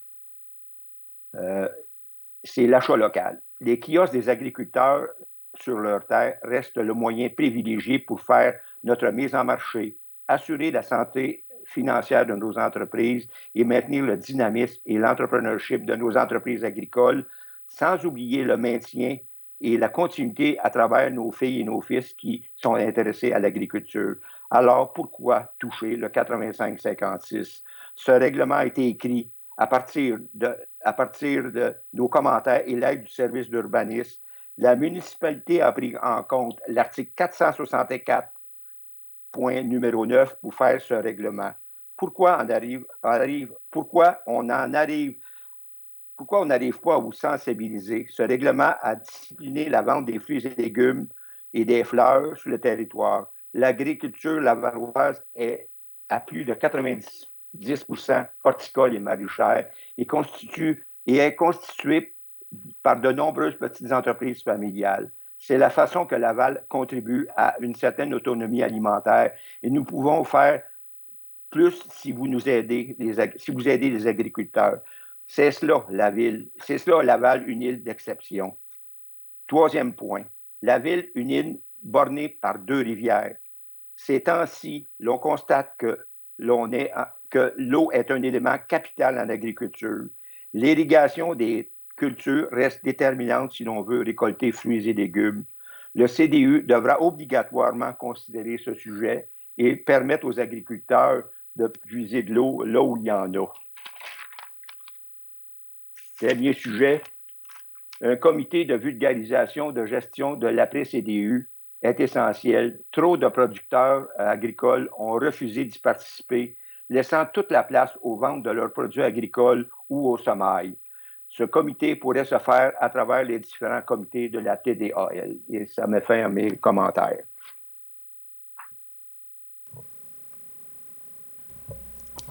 Merci, Monsieur Lacroix, pour votre intervention. Donc, je me tourne. Madame Dufour aurait une question pour vous. Oui. Merci, Monsieur Lacroix, pour votre persévérance à vous connecter. On est bien content de pouvoir vous parler aujourd'hui.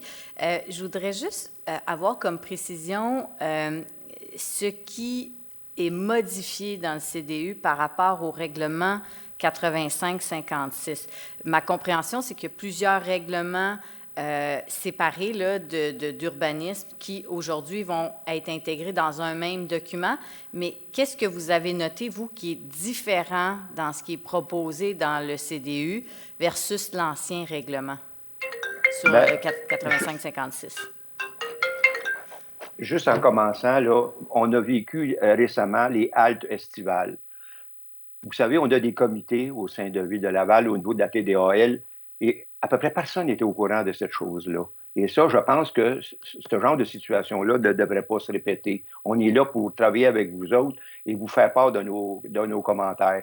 Le 85-56, je vous l'ai dit tantôt, il est venu discipliner la vente des fleurs, des légumes et des fruits sur le territoire. Et là, mais vous êtes en train de faire des choses là qu'on va perdre le contrôle, même si vous dites que ça prend un agriculteur, ça prend des produits de Laval, mais c'est compliqué à faire, ça. Et on pense que c'est entrouvrir la porte pour des choses là, qui ne sont pas correctes. Laissez-nous la chance de vous offrir, nous, les agriculteurs, sur nos terres, les produits que l'on cultive ou en fin de compte, si vous nous donnez cette chance-là, les entreprises agricoles sont dynamiques et ils vont être capables d'élargir la gamme des produits offerts.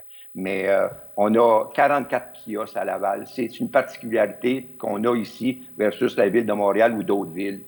On a institué cette politique-là depuis fort longtemps.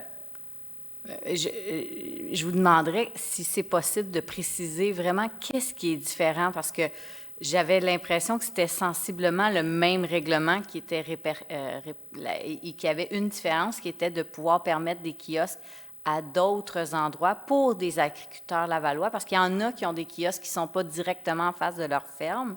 Et c'était de reconnaître ça, parce qu'il y a actuellement des gens qui ont des kiosques qui ne seraient pas conformes à ce règlement-là. Donc, ça serait de permettre. Ça, c'était ma compréhension. Mais j'aimerais que vous nous l'expliquiez. Qu'est-ce qui devrait être modifié dans le CDU pour que, disons, ce que l'UPA souhaiterait modifier dans le CDU pour répondre à l'objectif que vous recherchez avec le règlement 85-56? Mais l'UPA ne cherche pas à modifier le 85-56, elle souhaite le maintenir tel qu'il est écrit avec les amendements qu'on a proposés à un moment donné pour être capable de vendre au niveau du métro ou à certains autres sites. C'est ça qu'on vous dit là. Mais l'essentiel, il faut que les agriculteurs puissent être en mesure d'offrir leurs produits au niveau des kiosques et qu'il n'y ait pas une compétition, déloyale à l'endroit des agriculteurs. OK, donc il n'y aurait aucune possibilité de modifier le CDU pour représenter ça et que l'intégralité du 85-56 de sa nature se reflète dans le CDU. Selon vous, c'est pas possible de l'intégrer? Non, on était sensible aux arguments qui étaient décrits dans les haltes estivales.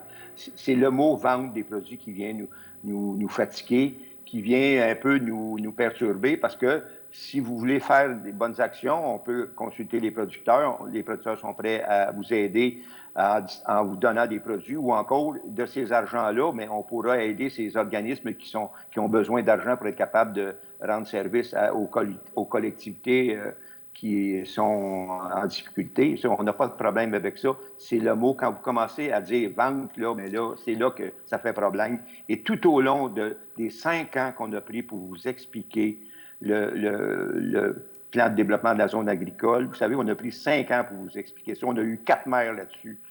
On a constamment répété la même chose. S'il vous plaît, ne touchez pas au règlement 85-56 parce qu'on a travaillé avec le service d'urbanisme, Pierre Lachapelle, entre autres, pour avoir ce règlement qui nous a bien desservi depuis ces nombreuses années. Mais, je veux juste, M. Lacroix, vous rappeler qu'on ne parle pas des haltes estivales là, ici. Les haltes estivales qui vont se déployer cet été, c'est autre chose. Là, on parle des règles d'urbanisme qui s'appliqueront à partir de l'an prochain. Donc, le code de l'urbanisme. Donc, c'est vraiment ma question, ne référait pas aux haltes estivales. Là. Je comprends qu'il y a eu des enjeux avec les haltes. C'est pas ça. Je voulais simplement savoir s'il y avait une possibilité de modifier le code de l'urbanisme tel qu'il a été proposé pour refléter l'intégralité du règlement 85-56. L'idée, là, actuellement, c'est qu'on essaie de simplifier les règlements à la ville d'urbanisme. Il y a trop de règlements. Donc, d'intégrer le 85-56 dans le CDU, ça permettrait de simplifier. Moi, je me demandais s'il y avait une possibilité de l'intégrer et qu'est-ce qu'il faudrait amender dans le CDU pour représenter le 85-56. Bien, qu'il soit reconduit, que l'esprit du 85-56 se reflète dans le CDU, tout simplement. OK, et parfait. Là, on va vous argumenter, on va vous fournir dans notre mémoire un certain argumentaire là-dessus. Et je vous le dis, là, c'est un règlement qui permet aux agriculteurs, aux petites entreprises, d'être capables de vivre, parce que c'est notre façon à nous de faire la mise en marché. On n'a pas de gestion de l'offre, on n'a pas de fédération qui s'occupe de nos productions. Nous autres, c'est l'offre et la demande. C'est comme ça qu'on fonctionne. Et c'est pour ça que ce genre de kiosque permis à Laval il est important pour la communauté agricole de Laval. C'est parfait, je vous remercie beaucoup. Aurions-nous d'autres questions? Donc, je regarde au niveau du comité d'élus, du comité aviseur. Je ne vois pas d'autres demandes. Donc, merci beaucoup, Monsieur Lacroix, pour votre intervention. C'est ce qui m'est... Ah, excusez-moi. Il y a une main qui vient de se lever. Attendez, restez avec nous, Monsieur Lacroix. Ne vous déconnectez pas, s'il vous plaît. J'ai Marie-Odile Trépanier, du comité aviseur, qui souhaite vous poser une question. Oui, bonjour, madame. Monsieur Lacroix. J'ai toujours été intéressée par l'expérience de Laval concernant le remembrement des terres en zone agricole. Est-ce que ça fonctionne encore et quel est l'état du problème en ce moment-là? D'abord, j'aimerais ça que vous preniez le temps de regarder le livre, les commentaires de Madame la vérificatrice. Agriculture Laval a fait bon travail jusqu'à aujourd'hui. Il a été incorporé à Division économique Laval et il faut qu'on passe à l'étape qui est la consolidation de la zone agricole, c'est-à-dire que les 21 sites à remembrer, il y en a un qui est remembré à peu près à 80 % et plus, et il faudrait qu'un jour on assiste à une vente de cette terre qui a été remembrée à un agriculteur. Et c'est ce que j'ai dit souvent au maire, j'ai hâte de me voir dans le Journal de Montréal pour dire qu'on se pète les bretelles à Laval, provincialement, qu'on dise Laval, elle prend soin de ses agriculteurs, elle remembre la zone agricole, puis ça fait en sorte qu'on respecte la directive de la CMM de cultiver, d'augmenter les productions de 6 % et on est prêts, nous autres, à le relever, ce défi. Mais là, à l'heure actuelle, on ne remembre pas, on nous enlève du territoire pour toutes sortes d'usages, là. Si on a des forêts, puis des marais, puis des ci, puis des ça, c'est parce que les agriculteurs les ont gardés. On n'a pas été cultiver les marais, on les a gardés tels quels. Mais il faudrait en retour, à un moment donné, que l'essentiel même de l'agriculture, c'est de faire de l'agriculture sur les terres qui sont propices à cette fonction. Et ça, c'est bien important. Et je vous dis là, qu'à Laval, on a fait des choses qui s'est fait nulle part dans la province de Québec. Un protocole d'entente, un syndicat de base qui signe une entente sur la protection du territoire agricole, de garder 28 % d'une base territoriale, c'est quand même important. Et souvenez-vous, il y a un maire qui a déjà dit un jour qu'il était le maire du plus grand village agricole du Québec et on était à cette époque à 47 % du territoire de l'Île-Jésus qui était zone agricole. Et on s'était dit, nous, les agriculteurs, on est pragmatiques. On va faire en sorte que notre ville se développe, mais en contrepartie, développez donc aussi l'agriculture. Ne l'oubliez pas. Et là, on a comme l'impression qu'on répète, puis on passe à toutes sortes d'autres choses, sauf à consolider l'agriculture. Merci. Merci. J'inviterai maintenant Ariane Aymon, membre du comité aviseur, à vous poser une question à son tour. Bonjour, madame. Bonjour, monsieur. Excusez-moi, vous aviez 4 points. Le 4e, écoute, j'ai pas bien capté le sens de votre demande. J'ai écrit quelque chose comme comité de sensibilisation. Voulez-vous juste me refaire un petit topo là-dessus, s'il vous plaît? Oui, je suis content de vous parler parce que je sais que vous êtes une dame qui souvent est consultée parce que vous avez une grande dimension très large de la vie en général, fait que ça me fait plaisir de vous le dire. On veut un comité de vulgarisation et de gestion du territoire après le CDU parce qu'il faut le digérer, ça. Vous savez, passer un règlement comme ça, c'est quelque chose d'important. On ne fait pas juste quelques règlements dans L2000. Non, on le change au complet. On s'en vient avec un nouveau règlement et il faut se l'approprier, il faut le comprendre. Et c'est pour ça qu'on pourrait, via la TDAL, la table de développement agroalimentaire qu'on s'est donnée, nous, les agriculteurs, une table de concertation qui va faire en sorte que toutes ces problématiques que les agriculteurs vont vivre, on pourra les exprimer à travers les différents comités qui existent à l'heure actuelle. Et ce sont des comités où il y a une vingtaine d'agriculteurs qui siègent là. Et c'est encore une particulier de Laval où on veut rester près de notre monde pour être capable d'échanger puis de faire en sorte que l'agriculture à Laval soit quelque chose de bien important. Et vous savez, l'agriculture à Laval, ça contribue à faire une ville différente de toutes les autres municipalités qu'on a alentour. C'est tellement important et c'est un geste historique qu'on a posé, puis on avait de la vision à cette époque-là. Vous êtes très convaincant, laissez-moi vous dire, et je trouve que ce 4e point, au fond, doit être pris en compte puisque vous souhaitez que le nouveau CDU soit mieux compris par vos pairs et mieux intégré dans leur pratique. Alors, je vois pas pourquoi ça serait pas accueilli avec beaucoup d'ouverture. Je vous remercie beaucoup. Juste avant de terminer, Madame, permettez-moi de vous dire que dans le plan de développement de la zone agricole, on avait parlé à l'époque de la boîte à outils. La boîte à outils, pour nous, c'était toute la réglementation de Ville de Laval, qui fait que des fois, cette boîte à outils, là, elle n'a pas les bons outils qui sont dedans. Fait que c'est pour ça qu'on essaye de faire une réglementation qui nous permet d'exister dans le temps, puis de faire en sorte que l'agriculture soit prospère et qu'on la garde ad vitam aeternam à Laval. Merci, Madame. Merci beaucoup, monsieur. Bonne fin de journée. Merci, Madame. Merci à vous. Donc, je regarde, aurions-nous d'autres interventions? Non, ça ferait le tour. Donc, merci beaucoup, Monsieur Lacroix. Vous pouvez vous déconnecter à partir de maintenant. Et votre intervention marque la fin des audiences publiques sur le projet de Code de l'urbanisme. Merci à tous nos participants de nous avoir partagé vos argumentaires. Les vidéos vont être mises en ligne sur Repensons Laval dans les jours qui suivent. Merci et bonne journée.